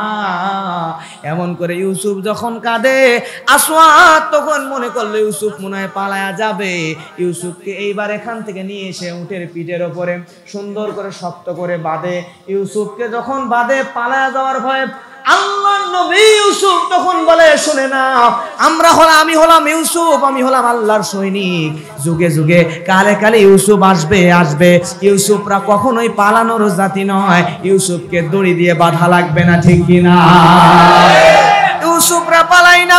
ইউসুফ নবী এমন কথা বললো, আসওয়াদ খুব একটা গুরুত্ব দিল না। গুরুত্ব না দেওয়ার পরেও এইবার আসওয়াদ লক্ষ্য করে দেখে ইউসুফ একটু নড়ানড়ি করে। এমন সময় তীব্র রোদ হয় যখন ইউসুফ নবীর পিঠের উপরে, রোদের তাপে কষ্ট হয়। আল্লাহর নবীর শরীরটা সুন্দর করে ঘোড়ার উপর বাঁধা থাকলো, দুই হাতটা এরকম খোলা। আল্লাহর নবী ইউসুফ এরকম করে দুই হাত তুলেছে। তাফসীরে কুরতুবীর বর্ণনার মধ্যে এসেছে, দুই হাত তোলার পরে এইবার যখন এই আসওয়াদ নামক লোকটা লক্ষ্য করে দেখলো ইউসুফ কি করতেছে, পালায় গেল নাকি, লক্ষ্য করে তাকায় দেখে ইউসুফ হাতটা তুলে বিড়বিড় করে কি যেন বলে। কাছে গিয়ে বুঝতে পারলো ইউসুফ নবী বলতেছে, ও দয়াময় আল্লাহ, আমার বড় কষ্ট হয়, তুমি একটু আরামদায়ক করে দাও। এই বলার সঙ্গে সঙ্গে আসওয়াদ বলছে, আমি লক্ষ্য করে দেখলাম আকাশের ওপর দিকে ইউসুফ যেই দিক দিয়ে যাচ্ছে ওই জায়গায় এক টুকরা আকাশের মেঘ জমা হয়ে গেল। ইউসুফের হাত তুলে আল্লাহর কাছে যাওয়ার সঙ্গে সঙ্গে চারিদিকে বৃষ্টি বর্ষণ শুরু হয়ে গেল। আসওয়াদ বুঝতে পারলো এ তো সাধারণ কোনো বালক নয়, সাধারণ কোনো সন্তান নয়, সাধারণ কোনো ছেলে বলে এমন হতে পারে না। সঙ্গে সঙ্গে ইউসুফের বাঁধনগুলো খুলে দিল। খুলে দেওয়ার পরে যখন মিশরের এই জায়গায় নিয়ে চলে গেল, মিশরের এই বাজারে নিয়ে গেল যেখানে ক্রীতদাসদেরকে কেনা বেচা হয়, এমন জায়গায় নিয়ে যাওয়ার পরে আমার ভাইয়েরা এইবার সেখানে বিক্রি করার জন্য দাম হাঁকায়। এমন সময় মিশরের যে অর্থমন্ত্রী আজিজে মিশর বলা হয়েছে, মুফাসসিরগণ বলছেন আজিজে মিশর চলে আসলো। আরেকটা হাদিসের মধ্যে আসছে পৃথিবীতে তিনজন ব্যক্তি সবচাইতে জ্ঞানী এবং সবচাইতে বুদ্ধিমানের কাজ করেছে, তাদের মধ্যে একজন হলো আজিজে মিশর, আর একজন হলো হযরতে আবু বকর। আমার ভাইয়েরা, আরেকজন হলো হযরতে মূসা আলাইহিস সালাতু ওয়াস সালামকে আসতে বলা, বাড়িতে থাকতে দিতে বলা শুআইব আলাইহিস সালামের কন্যা। আল্লাহু আকবার। প্রিয় ভাইয়েরা আমার, এই কথা বললাম কেন দেখেন, যখন এই আজিজে মিশর এই জায়গায় গেল, যাওয়ার পরে অনেকেই দাম দর করতেছে, কিনতে পারতেছে না, কিন্তু আজিজে মিশর ইউসুফ নবীর চেহারার দিকে তাকাইয়া বুঝতে পারলো এ কোনো সাধারণ বালক নয়, এই বালকটা ভবিষ্যতে নবী হবে। আল্লাহু আকবার। বুঝতে পারার কারণে আজিজে মিশর এক মুহূর্ত দেরি করলো না, সঙ্গে সঙ্গে আজিজে মিশর দরদাম ছাড়াই ইউসুফ নবীকে কিনে নিল। সুবহানাল্লাহ। আল্লাহর নবী ইউসুফকে কিনে নিল। নেওয়ার পরে এইবার আল্লাহর নবী ইউসুফকে এখান থেকে ডাইরেক্ট নিয়ে চলে গেল রাজপ্রাসাদে। এখান থেকে আমাদের শিক্ষা হলো, যতদিন পর্যন্ত আমরা নির্যাতন ইউসুফ নবীর ওপর যেমন নির্যাতন হয়েছে, এরকম করে যতদিন আমাদের ওপর নির্যাতন হবে না, আমাদের উপর হামলা হবে না, আমাদের উপর মামলা হবে না, ততদিন পর্যন্ত আমরা ইউসুফ নবীর মতো রাজপ্রাসাদে যাইতে পারবো না। যখনই আপনার উপর হামলা হবে, আপনার উপর মামলা হবে, কোরআনে আন্দোলন করার কারণে আপনার উপর যত বেশি রিমান্ড আসবে, বুঝতে হবে আপনাকে আল্লাহ তাআলা ইউসুফ নবীর মতো রাষ্ট্রের সিংহাসনে বসাবেন, ঠিক কিনা? আমার মুসলমান ভাইয়েরা, ইউসুফ নবীকে নিয়ে গেল। যাওয়ার পরে জুলাইখাকে বলতেছে, আমাদের তো সন্তান নাই, আমরা ইউসুফকে সন্তানের মতো করে লালন পালন করব, ইউসুফকে সন্তানের মতো করে লালন পালন করব, তাকে ভালো করে দেখাশোনা করবা, নিয়ে যাও। জুলাইখা আল্লাহর নবী হযরত ইউসুফ আলাইহিস সালাতু ওয়াস সালামকে নিয়ে চলে গেল। যাওয়ার পর আল্লাহর নবী হযরতে ইউসুফ আলাইহিস সালাতু ওয়াস সালাম যখন আস্তে আস্তে বড় হয়ে যায় আর তার চেহারাটা এত সুন্দর লাবণ্যময় হয়ে যায়, জ্ঞান বুদ্ধিতে সব দিক দিয়ে 100তে 100 হয়ে যায়। আল্লাহু আকবার। এত সুন্দর হওয়ার পরে আল্লাহর নবী হযরত ইউসুফ আলাইহিস সালাতু ওয়াস সালাম এখন টকবকে যুবক যখন হয়ে গেল, হয়ে যাওয়ার পরে প্রিয় ভাইরা আমার, আপনারা বলেন তো আল্লাহ তাআলা আমাদেরকে সব দিয়েছে, ইবাদত বান্দিগি করার ব্যবস্থাও করে দিয়েছে, কিন্তু রাষ্ট্র ক্ষমতায় যদি কোনো ইসলামিক মাইন্ডের মানুষ না বসে থাকে, তাহলে এই জায়গায় কি কোনোদিন শান্তি হবে নাকি? আমার নবীজি মাক্কি জীবনে 13টি বছর হয়ে গেল, 93টি সূরা নাজিল হয়ে গেল। তারপর আল্লাহ তাআলা এই মাক্কি জীবনের 93টি সূরার মধ্যে একটি সূরাতেও ইয়া আইয়ুহাল্লাযীনা আমানু, হে ঈমানদারগণ বলে ডাক দেন নাই, কিন্তু মক্কা থেকে মদিনায় গেলে ঈমানদার বলে ডাক দিয়েছেন। প্রশ্ন হলো, মাক্কি জীবনে আল্লাহর নবীর সঙ্গে বড় বড় মাপের জলিলুল কদর সাহাবীরা ছিল, এত বড় বড় মাপের সাহাবীরা থাকার পর আল্লাহ তাআলা কেন আল্লাহর নবীকেও সাহাবীদেরকেও কেন কাউকে ঈমানদার বলে ডাক দেন নাই? ডাক না দেওয়ার কারণ হলো আল্লাহর নবী মাক্কি জীবনে দাওয়াত দিয়েছেন, মার খেয়েছেন, আন্দোলন সংগ্রাম সংগঠন সবকিছুই করেছেন, আল্লাহর নবী সব করেছেন, কিন্তু আল্লাহর নবীর হাতে রাষ্ট্র ক্ষমতা ছিল না। রাষ্ট্র ক্ষমতা ছিল আবু জেহেলের হাতে, আবু লাহাবের হাতে, উতবা সাইবাদের হাতে। এই কারণে আল্লাহর নবী কেউ নয়, সাহাবীদের কেউ নয়, কাউকে আল্লাহ রব্বুল আলামিন ঈমানদার বলে ডাক দেন নাই। কথা কোন ঠিক কিনা?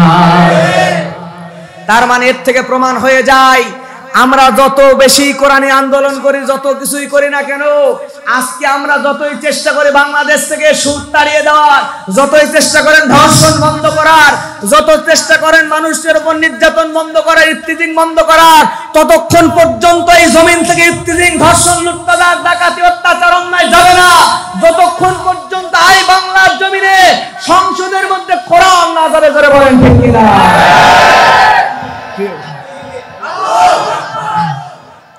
আমার মুসলমান ভাইয়েরা, এখন আল্লাহর নবী ইউসুফ বড় হয়ে গেছেন, দাওয়াত দেবেন, কিন্তু আল্লাহর নবী ইউসুফ অনুভব করলেন এমনি এমনি দাওয়াত দিলে তো হবে না, এমনি এমনি মানুষদেরকে দাওয়াত দিলে মানুষগুলো আমার দিকে আসবে ঠিকই, কিন্তু পরিপূর্ণতা পাবে না দিনের। আল্লাহ রাব্বুল আলামিন কোরআন কেন নাজিল করলেন দেখেন, আল্লাহর একটা আয়াত দিয়ে বলছেন, ইন্না আনজালনা ইলাইকাল কিতাবা বিল হাক্কি লিতাহকুম বাইনান নাসি বিমা আরাকাল্লাহ। আল্লাহ রাব্বুল আলামিন একদিন সুন্দর করে জানিয়ে দিয়েছেন, আমি আল্লাহ আমার কোরআনকে দুইটা কারণে নাজিল করেছি। তার মধ্যে একটি কারণ হচ্ছে এই কোরআন দিয়া বিচার কার্য পরিচালনা করতে হবে। কথা কোন ঠিক কিনা? ইউসুফ আলাইহিস সালামের মনের মধ্যে এই ধারণা আসলো, এই ধ্যান আসলো। ধারণাটা হলো, আমি রাজপ্রাসাদে আমি এখন খুব ভালোই আছি, কিন্তু যদি রাষ্ট্র ক্ষমতা ভালো মানুষদের হাতে না যায়, রাষ্ট্র ক্ষমতা যদি আমরা ভালো মানুষ না পাই, তাহলে রাষ্ট্র ক্ষমতা আলেমরা না পাওয়া পর্যন্ত এই দেশে কোনো মতেই শান্তি আসবে। তাহলে আমাদেরকে রাষ্ট্র ক্ষমতা নেওয়া লাগবে। যেই না আল্লাহর নবী হযরত ইউসুফ আলাইহিস সালাম যুবক বয়সে রাষ্ট্র ক্ষমতা চাইলেন, অমনি আল্লাহ তাআলা হযরত ইউসুফকে নতুন একটা পরীক্ষা নিল। শুনতে চান কি পরীক্ষা? আমার ভাইরা কি পরীক্ষা দেখেন। আল্লাহর নবী ইউসুফ এবার যুবক হয়ে গেছে, এমন সময় জুলেখা যুবক ইউসুফের দিকে তাকানোর পরে ইউসুফ নবীর চেহারা দেখে, এত লাবণ্যময় সুন্দর চেহারার অধিকারী এই সুন্দর টকবগে যুবককে দেখার পরে জুলাইখার সহ্য হয় না। জুলাইখা মনে মনে শয়তানের কুমন্ত্রণায় পড়ে ফোন দিয়ে আটলো, যেমন করেই হোক এই ইউসুফের সঙ্গে জেনা করা লাগবে, আমার মিলন করা লাগবে। এই সুন্দর চেহারা আর ইউসুফের সঙ্গে যদি আমি জেনা করতে না পারি, তাহলে আমি জুলাইখার সারা জীবনটাই বৃথা। নাউজুবিল্লাহ। এইবার আল্লাহর নবী হযরত ইউসুফ আলাইহিস সালামকে এই জুলেখা ডাক দিল, একটা ঘরের মধ্যে টকবগে যুবক ইউসুফকে ডাক দিল। দেওয়ার পরে আল্লাহর নবী ইউসুফকে ঘরের মধ্যে ঢুকানোর পরে সব দরজাগুলো লাগায় দিল। সব দরজাগুলো লাগায় দেওয়ার পরে আল্লাহর নবী ইউসুফ আলাইহিস সালাম এবার সঙ্গে সঙ্গে ঘরের মধ্যে যখন ঢুকে গেছে, জুলাইখা দরজা লাগায় দিল। দিয়া আল্লাহর নবী ইউসুফকে বলতেছে, ইউসুফ কাম হিয়ার, কাছে আসো, এখানে আসো, আমার কাছে আসো। আল্লাহ নবী ইউসুফ বুঝতে পারল জুলাইখা আমার বিরুদ্ধে ষড়যন্ত্র করে, আমার দ্বারা চেয়ে খারাপ কাজ করাইতে চায়। নাউজুবিল্লাহ। এটা বুঝতে পারার পরে আল্লাহ নবী ইউসুফ আলাইহিস সালাতু ওয়াস সালাম এক মুহূর্ত দেরি করলেন না, ওই জায়গা থেকে ডাইরেক্ট একটা দৌড় দিয়ে দিলেন। আল্লাহ তাআলা সমস্ত বন্ধ দরজা খুলে দিলেন। সুবহানাল্লাহ।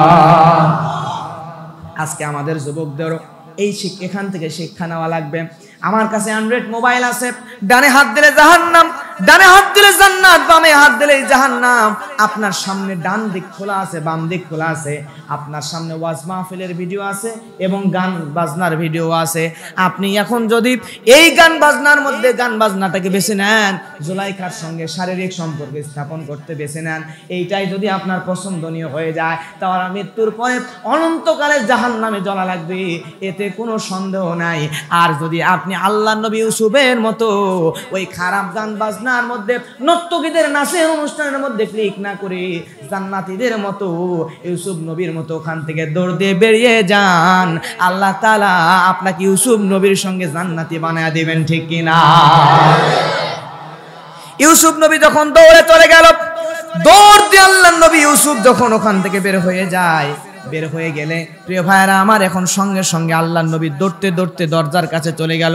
লাস্টের যে দরজা, এই দরজার মুখের কাছে যখন চলে এসেছে, এইবার জুলাইখা ইউসুফের পিছন পিছন দৌড়ে, কারণ ইউসুফকে আজকে যে মতোই হোক, যে করেই হোক, আমার সঙ্গে তার শারীরিক সম্পর্ক করতে হবে, তাকে আমি ছেড়ে দিব না। ইউসুফ নবীর পিছন দিক থেকে এইবার জুব্বাটা এমন জোরে টান দিয়ে ধরছে, আল্লাহ নবী ইউসুফ ও জুলাইখার দিকে কর্ণপাত করে নাই। জুব্বাটা ধরার পরে জুব্বাটা এমন শক্ত করে ধরছে, ইউসুফ নবী পিছনে এক সেকেন্ডের জন্য না দাঁড়াইয়া এত জোরে দৌড় মারছে।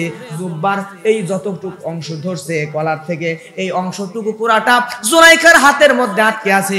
জুব্বা ছিঁড়ে ইউসুফ নবী সামনের দিকে বের হয়ে গেছে, কিন্তু যেই না দরজা থেকে বের হয়ে গেছে, অমনি সামনে জুলাইখার স্বামী আজিজে মিশর, অর্থমন্ত্রী আজিজে মিশর, এরে দেখার পরে সাথে সাথে জুলাইখার একেবারে মত সেকেন্ডের মধ্যে পাল্টে গেছে। নাউজুবিল্লাহ বলবেন না? নারীরা কিন্তু, বেশিরভাগ নারীরা কিন্তু, সব নারীরা না, বেশিরভাগ নারীরা এখন ছলনা করতে সবচাইতে বেশি ভালো জানে, জোরে বলেন ঠিক কিনা?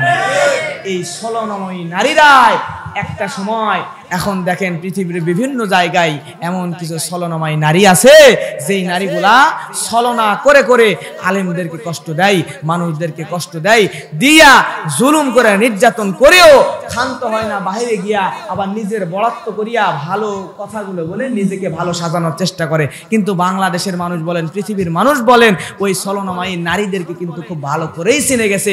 এরা আসলে ইসলামের দুশমন, এরা ভালো সাজতে চায়, কিন্তু এরা জাহান্নামের কালপিট, জোরে বলেন ঠিক কিনা? আমার মুসলমান ভাইয়েরা, এইবারে যখনই দেখলা আজিজে মিশরকে, দেখার পরে জুলাইখা আজিজে মিশরের সামনে বলতেছে, এতক্ষণ জুলাইখা ইউসুফের সঙ্গে জেনা করতে চাইছে, কিন্তু আজিজে মিশরকে দেখার পরে আজিজে মিশরকে বলতেছে, প্রাণের স্বামী, যে ইউসুফকে আমরা বাড়িতে থাকতে দিলাম, তার ভালো কাপড় ছিল না, ভালো কাপড় দিলাম, খাবারের ব্যবস্থা করে দিলাম, রাজপ্রাসাদে তুলে নিলাম, আজকে সেই ইউসুফ আপনার স্ত্রীর দিকে হাত দিয়েছে। নাউজুবিল্লাহ। আজকে এই মুহূর্তে এক্ষুনি যদি আপনি ইউসুফকে শাস্তি না দেন, শাস্তি না দিলে কিন্তু আমি আপনার সঙ্গে ভালো করে কথা বলবো না, মিশবো না। তখনকার সময় স্ত্রীদের একটু পাওয়ার ছিল, বর্তমানেও নারীদের পাওয়ার একটু বেশি, কথা বলেন ঠিক কিনা? এই নারীদের পাওয়ার এত বেশি ছিল, যার কারণে আজিজে মিশর বুঝতে পারলো আমার বউয়ের কথা তাই মানতে হবে। আছেও পৃথিবীতে এমন কিছু মানুষ আছে, যে মানুষগুলা নিজের জনম দুঃখিনে মারে কষ্ট দিয়া দাজ্জাল বউয়ের কথা শুনে, এমন আছে না? না। প্রিয় ভাইরা আমার, আজিজে মিশর বুঝতে পারলো, সঙ্গে সঙ্গে এই জায়গায় তখন চিন্তা করলো কি করা যায়। তখন আমার ভাইয়েরা মুফাসসিরগণ এখানে দুই রকম বর্ণনা করছেন। কেউ বলছেন এই জুলাইখার ফুফাতো ভাই, সে সঙ্গে সঙ্গে বলে দিল, আল্লাহ তাআলা কোরআনের মধ্যে এটা সুন্দর করে বলে দিচ্ছে না, ফাকাযাবাত ওয়া হুয়া মিনাস সাদিকিন। আল্লাহ রাব্বুল আলামিন এটা কোরআনুল কারীমের ভিতরে সুন্দর করে কোট করে রেখে দিয়েছেন। আল্লাহ তাআলা জানিয়ে দিচ্ছেন, মুফাসসিরগণ বলছেন, কেউ বলছে ইউসুফকে বাঁচানোর জন্য ফুফাতো ভাই বলল যে এই ইউসুফ যদি দোষী হয়, ওই জুলাইখা যদি দোষী হয়, তাহলে মহিলা দোষী হলে ইউসুফের পিছন দিকে যে জামার কলার আছে, এই পিছন দিকের কলার ছেঁড়া থাকবে, আর এই যদি কলার সামনের দিকে ছেঁড়া থাকে তাহলে ইউসুফ দোষী, আর পিছন দিকে ছেঁড়া থাকলে জুলাইখা দোষী। ঠিক কিনা বলেন? এমন কথা বলার পরে আল্লাহর নবী হযরতে ইউসুফ আলাইহিস সালাতু ওয়াস সালাম আমার ভাইয়েরা ওই জায়গায় আছে। কেউ আবার বলতেছে না ফুফাতো ভাই বড় নয়, ফুফাতো ভাইয়ের বয়স মাত্র 3-4 দিন অথবা 1 সপ্তাহ। কিছু কিছু মুফাসসিরগণ আরেক জায়গায় বর্ণনা করছেন পৃথিবীতে তিনজন সন্তান, যেই 3 জন কথা ফোটার আগে, স্বাভাবিকভাবে কথা বলার আগে শিশু অবস্থায় 2-3 দিনের বাচ্চার মুখের কথা আল্লাহ ফোটা দিয়া 3 জন ইমানদার বান্দার সম্মান ইজ্জত রক্ষা করেছিল। সুবহানাল্লাহ। তার মধ্যে একজন হলো আল আদাবুল মুফরাদ, বুখারীর প্রসিদ্ধ এই কিতাবের মধ্যে আসছে জুরাইজ নামক এক ব্যক্তির কথা। যেহেতু দীর্ঘ হয়ে যাবে ওইদিকে যাব না। এই জুরাইজ নামক ব্যক্তিকে আমার ভাইয়েরা ছোট্ট বাচ্চা কথা না ফোটা বাচ্চার মুখ দিয়ে কথা বলায়া আল্লাহ জুরাইজকে হেফাজত করেছে। এইটা একটা। আর একটা হলো হযরতে ঈসা আলাইহিস সালাতু ওয়াস সালামের মা মারিয়ম, একজন নারী পৃথিবীতে, যে নারীকে আল্লাহ পিতা ছাড়া স্বামী ছাড়া যেই নারীকে সন্তান দিয়েছিল, এই মারিয়মের সন্তান যখন হলো হযরতে ঈসা আলাইহিস সালাতু ওয়াস সালাম যখন দুনিয়াতে আসলো, আসার পরে তারে কোলে নিয়ে যখন যাওয়ার পরে লোকজন জিজ্ঞাসা করে মরিয়মকে, মরিয়ম তোমার এই সন্তান, তোমার কোলে এই সন্তানটা কার সন্তান? তুমি কি জিনাকারী নারী, ব্যভিচারী নারী নাকি? সঙ্গে সঙ্গে হযরতে ঈসা রুহুল্লাহ উত্তর দিয়ে দেয় আনা আব্দুল্লাহ। ধরে বলেন আল্লাহু আকবার। আমি হলাম আল্লাহর বান্দা এবং আমি তোমাদের জন্য নবী এবং পথপ্রদর্শক। সুবহানাল্লাহ। আমার ভাইয়েরা, তখন ঈসা আলাইহিস সালামের বয়স ছিল মাত্র 3 দিন। আমার ভাইরা, এরপরে এই দিকে আইসা হযরত ইউসুফ আলাইহিস সালামের এই ঘটনাটাও একই রকম ঘটনা। যখন আজিজে মিশর ওই জায়গায় জিজ্ঞেস করলো কার দোষ বলো, তখন জুলাইখার ফুফাতো ভাই, মুফাসসিরগণ বলছেন যার বয়স বেশি নয়, মাত্র 3 থেকে 7 দিনের মধ্যে, এখনো কথা ফুটে নাই, কিন্তু আল্লাহ রাব্বুল আলামিন অলৌকিকভাবে ইউসুফ নবীর মান সম্মান বাঁচাবেন বলে ওই বাচ্চার জবান খুলে দিল। বাচ্চা বলে দেয়, এই কোরআনের আয়াত দিয়ে আল্লাহ জানালো, বাচ্চার সঙ্গে সঙ্গে বলে দিল ইউসুফ নবী, আল্লাহ নবী হযরতে ইউসুফ আলাইহিস সালাতু ওয়াস সালামের কোন দোষ তখন পাবা যদি সামনের দিক থেকে ছেঁড়া থাকে, আর পেছনে ছেঁড়া থাকলে জুলাইখার দোষ। বলেন তো ইউসুফ নবীর ছেঁড়া কোন দিকে? পিছনের কলার ছেঁড়া। স্পষ্ট আজিজে মিশর বুঝতে পারলো, তার মানে ইউসুফ নবীর দোষ নাই। এটা বোঝার পরেও কিন্তু কি করবে, এখন স্ত্রীর গোলাম, স্ত্রী যদি এখন আমারে ছেড়ে চলে যায় আমি তো একদিন হয়ে যাব। ঠিক কিনা বলেন? আজিজে মিশর বুঝতে পারলো। বুঝতে পারার পরেও আমার মুসলমান ভাইরা, সে কি করলো, সঙ্গে সঙ্গে তখন ইউসুফকেই দোষী করলো। কিভাবে? জুলাইখা বলল প্রাণের স্বামী যা হয়েছে ইউসুফকেই দোষী করা হলো। করার পরে ইউসুফকে এইবার কোনো এক জায়গায় আটকায় রাখার পরে এই কথাটা চারিদিকে প্রচার হয়ে গেল। এলাকার সব মহিলারা সাথে সাথে চলে আসলো। আসার পরে সব মহিলারা মুখে মুখে বলা করা শুরু করলো, অর্থমন্ত্রী আজিজে মিশরের স্ত্রী জুলাইখা, সে এত বড় মাপের ধনী একজন নারী, এত বড় মাপের ধনী নারী হওয়ার পরে ওই গরিব গোলাম ইউসুফের দিকে সে হাত বাড়াইছে। নাউজুবিল্লাহ। ইউসুফের দিকে সে কুনজর দিয়েছে, এটা প্রমাণ হয়ে গেল, প্রকাশ হয়ে গেল। এইবার জুলাইখা রাজ্যের সব মহিলাদেরকে দাওয়াত দিল, যেই মন্ত্রীর স্ত্রীরা, যেই নারীরা বলেছিল ইউসুফের দিকে নজর দিয়েছে, তাদেরকে দাওয়াত দিল। দাওয়াত দেওয়ার পরে আল্লাহর নবী হযরত ইউসুফ আলাইহিস সালাতু ওয়াস সালামকে বলল, আমি যখন ডাকবো, ইশারা দিব, তুমি চলে আসবা। সব নারীরা ঘরের মধ্যে আসলো। মুফাসসিরগণ বলছেন আসার পরে সব নারীদের হাতের মধ্যে একটা করে ছুরি আর একটা করে ফল দিয়ে দিল। দেওয়ার পরে জুলাইখা বলল, এখন তোমরা ফলটা কাটা শুরু করো। যেই না ওই মহিলারা ফল কাটা শুরু করে দিবে, এমন সময় ওই জুলাইখা ইউসুফকে বলল, ইউসুফ এখন তুমি ঘরের মধ্যে আসো। আল্লাহর নবী ইউসুফ যখন ঘরের মধ্যে প্রবেশ করলো, করার সময় সব মহিলা আল্লাহর নবী ইউসুফের চেহারার দিকে তাকালো। তাকানোর পরে এত সুন্দর চেহারার যুবক আমরা জীবনে কোনোদিন দেখি নাই। এই মহিলারা আল্লাহর নবী ইউসুফের চেহারা দেখার পরে তারা ফল কাটবে কি, ফলের জায়গায় নিজের হাত কাটা শুরু করে দিয়েছে। সুবহানাল্লাহ। হাত কাটা বলতে হাত কেটে পড়ে গেছে এমন না। আমাদের সমাজে কিছু কিছু যুবক আছে দেখবেন, প্রেমে ছেঁকা খাওয়ার পরে এই যুবকগুলা বেলেট দিয়ে হাত কাটছে, কাটার পরে হাত দাগ করে ফেলছে। দেখছেন কিনা এরকম? আমার ভাইয়েরা, এরকম কিন্তু অনেক যুবক আছে, যুবতী নারী আছে, প্রেম ভালোবাসা করে, করার পরে যুবক যে নারীর সঙ্গে প্রেম করে, এই নারী তো আবার আরো 4 জনের সাথে করে। এখন এইটা যখন প্রকাশ পাইছে, যুবক ব্লেড দিয়ে হাত কাটা নিজের কষ্ট দেয়। এরকম বহু প্রমাণ আমি দেখেছি।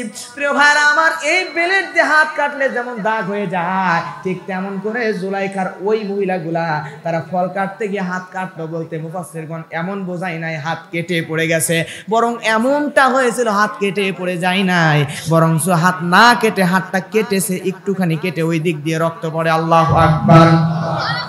প্রিয় ভাইরা আমার, এই দৃশ্য দেখার পরে জুলাইখা বলতেছে, ও নারীরা, তোমরা এখন বলো ইউসুফের পিছনে যে আমরা লেগেছি, আমি যে ইউসুফকে পছন্দ করি, এইটার বিষয়ে এখন তোমরা বলো।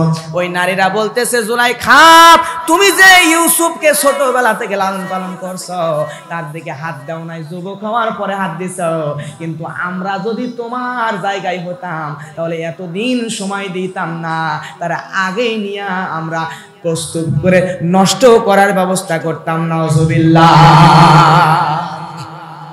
প্রিয় ভাইরা আমার, এইবার এই নারীদের কথা শোনার পরে জুলাইখা খুব খুশি, তার মানে আমি ভুল কাজ করি, ভুল কাজ করে নাই।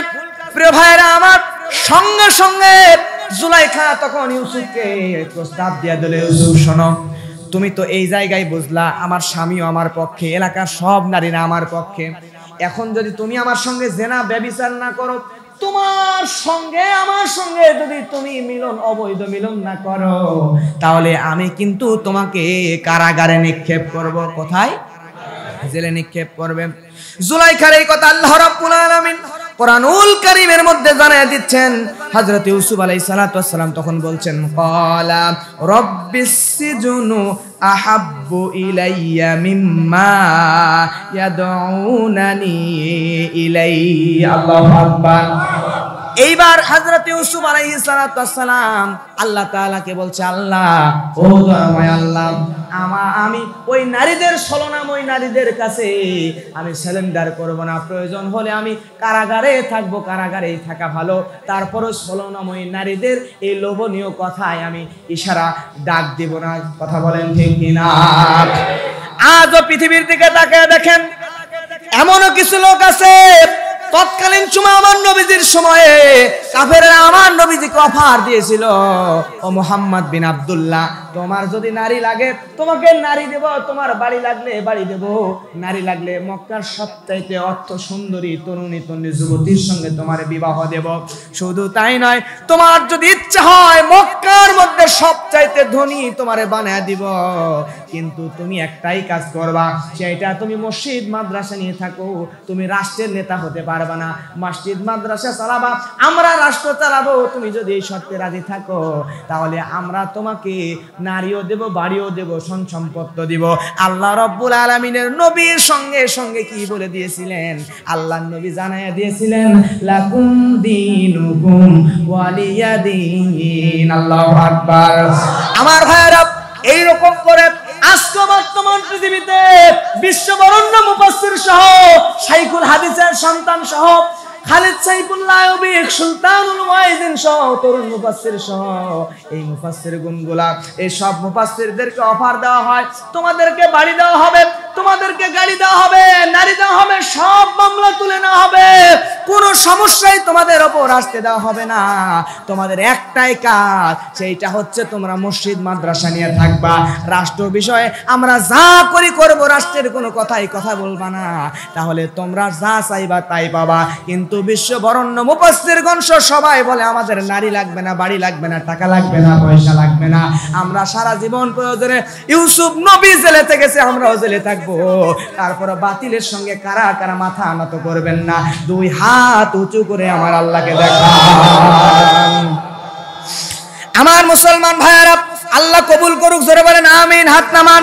প্রিয় ভাইয়েরা আমার, আল্লাহ নবী ইউসুফ আলাইহিস সালাতু ওয়াস সালামকে জুলাইখা যখন এরকম কথা বলার পরে জুলাইখার কথা শোনার পরে আল্লাহ নবী ইউসুফ আল্লাহর কাছে বলল, আল্লাহ গো, ও দয়াময় আল্লাহ, আমি ওই ছলনাময়ী নারীদের ছলনার মধ্যে পা দিব না, প্রয়োজনে জীবন দিয়ে দিব, প্রয়োজনে আমি জেলের মধ্যেই থাকবো, তারপরও তার ছলনায় পা দেব না। এইবার সবাই মিলিয়া অবৈধ একটা ট্রাইব্যুনাল গঠন করলো। করার পরে আল্লাহ নবী হযরত ইউসুফ আলাইহিস সালাতু ওয়াস সালামকে 10 বছরের কারাদণ্ড দিয়ে দিল। কয় বছরের? 10 বছরের কারাদণ্ড দিয়ে দিল। 10 বছরের জন্য যখন জেলে পাঠালো, 10 বছরের জন্য জেলে পাঠানোর পর আল্লাহ নবী হযরত ইউসুফ আলাইহিস সালাতু ওয়াস সালাম এইবার জেলের মধ্যে যাওয়ার পরে দেখতেছে জেলের মধ্যে অনেক মানুষের মধ্যে 2 জন মানুষ আল্লাহ নবী ইউসুফের সব সময় কাছে এসে থাকে। আল্লাহু আকবার। বিশ্ববরেণ্য মুফাসসির যখন জেলের মধ্যে গেলেন, যাওয়ার পরে তাকে যখন সব আম মানুষদের মধ্যে ছেড়ে দেওয়া হয়েছে, চোর ডাকাত ছিনতাইকারী খুনিদের মধ্যে ছেড়ে দেওয়া হয়েছে। আহা, কত ভালো মানুষ এই চোর ডাকাতের মধ্যে ছেড়ে দিয়েছে। তিনি তো খারাপ হন নাই, চোর ডাকাতদেরকেও জেলের মধ্যে দাওয়াত দিয়ে ইসলামী আন্দোলনের কর্মী বানাইছে। সুবহানাল্লাহ। এখন দেখতেছে এইরকম চোর ডাকাতের মধ্যে ছেড়ে দিয়ে রাখলে সব চোর ডাকাত পর্যন্ত এই লোকটার আদর্শের কারণে ভালো হয়ে যাবে, জেলের মধ্যেও তো ওয়াজ করবে। এই মানুষটাকে এইভাবে রাখা যাবে না। পরবর্তীতে একা একটা রুমের মধ্যে ঢুকাইয়া শোয়ার জন্য শীতের সময় হারে কত কষ্ট লাগে, গায়ের ওপরে একটা চাদর, ওপরে একটা কম্বল, নিচে একটা কম্বল, আর গরমের সময় মাথার নিচে একটা কম্বল দিয়ে বালিশ বানায় কত কষ্ট করে এই লোকগুলো থাকে। আর চোর ডাকাত খুনি বাটপার লুচ্চা গোড়া যখন জেলের মধ্যে যায়, যাওয়ার পরে এদেরকে বিরিয়ানি আর মদের বোতল এমনকি নারী পর্যন্ত সাপ্লাই দেওয়া হয়। কথা কোন ঠিক কিনা? প্রিয় ভাইরা আমার, আমি বলতে চাই, কোরআনে আন্দোলন যদি করেন, কোরআনের পক্ষে যদি আপনি থাকেন, আমার ভাইরা, এরকম করে নবীদের উপরও নির্যাতন এসেছে, যুগে যুগে কালে কালে আমাদের উপরেও নির্যাতন আসবে। তাই বলে আমরা যদি নির্যাতনের ভয়ে যদি আমরা মুনাফিকি করে ফেলি ভাই, তাহলে কিন্তু আমরা পাক্কা ইমানদার হতে পারলাম না, জান্নাত আমাদের জন্য হবে না।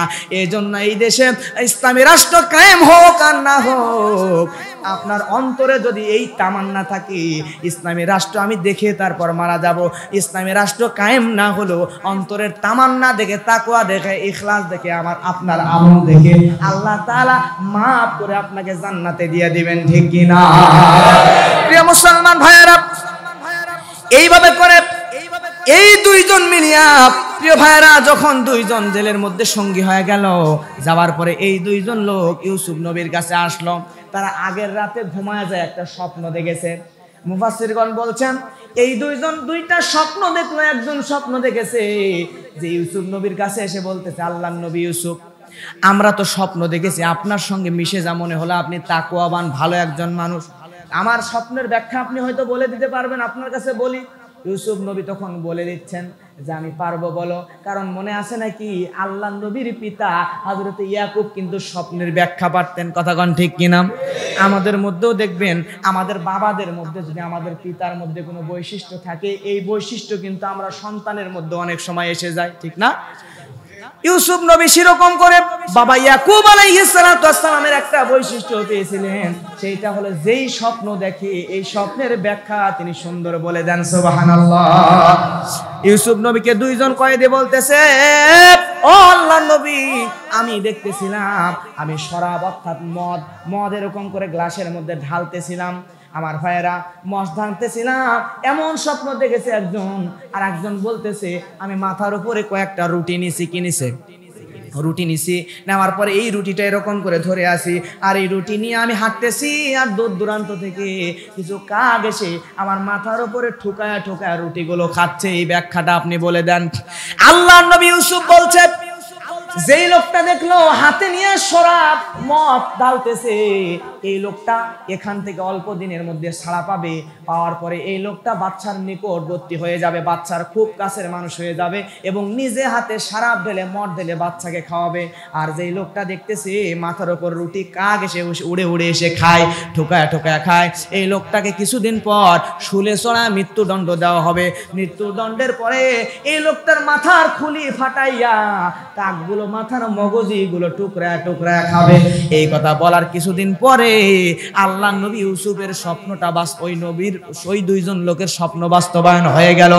একজনকে শুলে চড়ানো হলো, আর একজন লোকটাকে নিয়ে যাইয়া বাচ্চার নিকটস্থ করে দেওয়া হলো।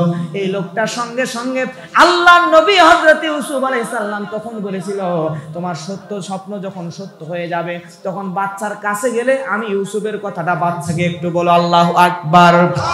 আমার মুসলমান ভাইয়েরা, কিন্তু লোকটাকে শয়তান ভুলাইয়া দিল। আল্লাহ নবী ইউসুফ আলাইহিস সালাতু ওয়াস সালাম জেলের মধ্যে আছেন।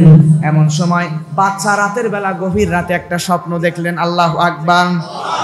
আল্লাহ তাআলা বলছেন, ওয়াকালাল মালিকু ইন্নী আরা সাবআ বাকারাতিন সিমানিন ইয়াকুলুহুন্না সাবউন ইজাফুন ওয়া সাবআ সুম্বুলাতিন খুদুরিন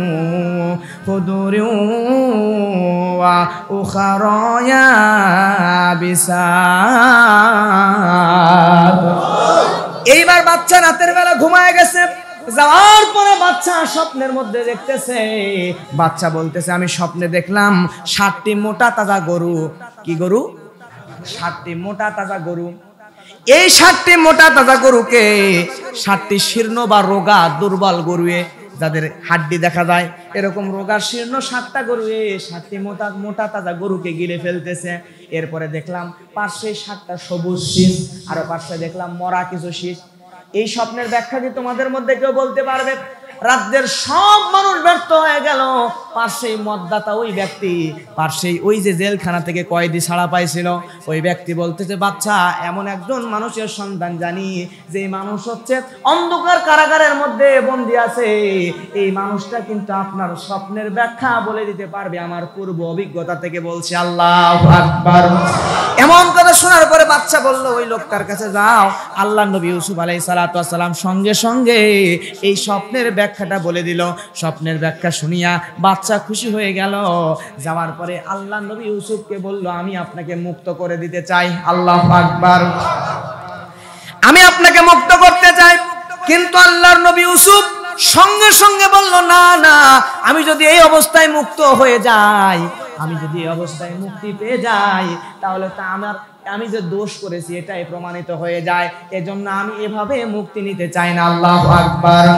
আজও দুনিয়ার জমিনে দেখবেন কিছু মানুষ আছে যাদেরকে আমরা মিথ্যা মামলা দিয়েছি, মানবতা বিরোধী মামলা দিয়েছি, যাদেরকে আমরা উল্টা পাল্টা মামলা দিয়া ধর্ষক বানাইয়া, চোর ডাকাত বানাইয়া, যেই কথাগুলো ইবলিস শয়তান শুনলো লজ্জা পায়, কথা কোন ঠিক কিনা?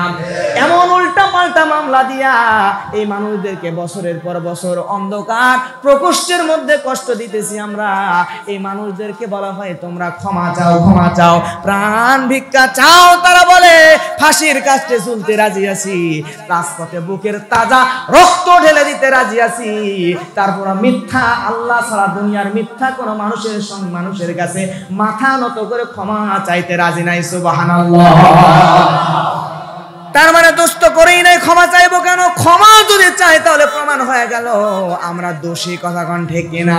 ইউসুফ নবী কয়, ক্ষমা চাইবো না, তবে একটা কাজ আপনি করতে পারেন। সুন্দর করে বলছেন, যালিকা লিয়ালামা আন্নী লাম আখুনহু বিল গায়বি ওয়া আন্নাল্লাহা লা ইয়াহদি কাইদাল খাইনিন। সুন্দর করে বলছেন, আমি নিজে নিজে ক্ষমা পাইতে চাই না। ইউসুফ নবী বলল, এই জন্যই ক্ষমা পাইতে চাই না, কারণ হলো যাতে আজিজ, ওই যে আজিজে মিশর, সে যাতে জেনে নাই, বুঝে নাই আমি গোপনে তার সঙ্গে কোনো বিশ্বাসঘাতকতা করি নাই, আমি তার সঙ্গে কোনো বিশ্বাসঘাতকতা করি না, এটা যেন সে বুঝে নাই। আমার প্রিয় মুসলমান ভাইয়েরা, এমন কথা বলার পরে আজিজে মিশরের কাছে, তখন আজিজে মিশরের স্ত্রী জুলাইখা, নাম কি বলেন? জুলাইখা। ইউসুফ নবীর পক্ষ নিয়ে ওই দেশের বাচ্চা, মিশরের বাচ্চা, সঙ্গে সঙ্গে জুলাইখাকে খবর দিল। ওই জুলাইখার সঙ্গে যে মহিলাগুলা ফল কাটতে গিয়ে হাত কেটে ফেলেছিল, এই মহিলাদেরকেও খবর দেওয়া হলো, ডাকা হলো। সব মহিলারাগুলো চলে আসলো। আসার পরে বাচ্চা বলল, বলো তো ইউসুফের খবরটা কি? সবাই সাক্ষী দিয়ে দিল, আমরা জানি ইউসুফ নির্দোষ, ইউসুফের কোনো দোষ নাই। আমার ভাইয়েরা, আজও দেখবেন বিশ্ব বরেণ্য মুফাসসির কোরআনের বিরুদ্ধে যখন সাক্ষী বের করা হলো, তখন এই সাক্ষীগুলা সারা দিন শিখায় পড়া নিয়ে আসার পরেও কোর্টে আসার আগে তারা বলে এই লোকটা নির্দোষ, আমার বাবাকে যিনি মেরেছেন, আমার ভাইকে যিনি মেরেছেন, এই লোকটা তিনিই নয়। এমন কথা বলার পরে আমার ভাইয়েরা, এই লোকগুলো কেউ পর্যন্ত গুম করা হয়েছে। কতক্ষণ ঠিক কিনা? তাহলে সত্য কোনোদিন চাপা থাকে না। আজ হোক কাল হোক, সত্য একবারে দিনের মতো দিবালোকের মতো স্পষ্ট হয়ে যাবে। আল্লাহ তাআলা আবারও বিশ্ব বরেণ্য মুফাসসিরকে কোরআনের ময়দানে কোরআনের তাফসীর করার জন্য পাঠায় দিবেন। ঠিক কিনা? প্রিয় মুসলমান ভাইয়েরা, এমন কথা বলার পরে আল্লাহর নবী হযরত ইউসুফকে যখন সবাই নির্দোষ বলল, এইবার জুলাইখার কাছে যাওয়া হলো। জুলাইখার কাছে যাওয়ার পরে জুলাইখাকে বলা হলো, জুলাইখা যখন বলে দিল ইউসুফের কোনো দোষ নাই, এমন কথা বলার পরে ইউসুফ আলাইহিস সালাতু ওয়াস সালাম যখন নির্দোষ হয়ে গেল, মুক্তি পেয়ে গেল, মুক্তি পেয়ে যাওয়ার পরে এইবারে মিশরের বাদশা সঙ্গে সঙ্গে আল্লাহ নবী হযরতে ইউসুফ আলাইহিস সালাতু ওয়াস সালামকে বলতেছে, ইউসুফ, তোমাকে আমি বিশ্বস্ত মনে করি, তুমি এখন চাও আমার দেশের যতগুলো মন্ত্রিত্ব আছে এই মন্ত্রিত্বের মধ্যে তোমাকে যে কোনো মন্ত্রিত্ব দিয়ে দেব, কোনটা তুমি চাও? আল্লাহ নবী ইউসুফ বললেন সঙ্গে সঙ্গে, ক্বালা জাআলনি আলা খাযাইনিল আরদি ইন্নী হাফিজুন আলিম। আল্লাহ নবী ইউসুফ বললেন, আমি হলাম বিশ্বস্ত হিসাব রক্ষক, আমাকে আপনি চাইলে এই দেশের আপনি আমাকে অর্থমন্ত্রী বানায় দেন, অর্থমন্ত্রী বানায় দেন। আল্লাহ নবী ইউসুফকে ওই দেশের বাদশার সাথে সাথে ডিগলারে দিয়ে অর্থমন্ত্রী নিযুক্ত করে দিলেন। সুবহানাল্লাহ।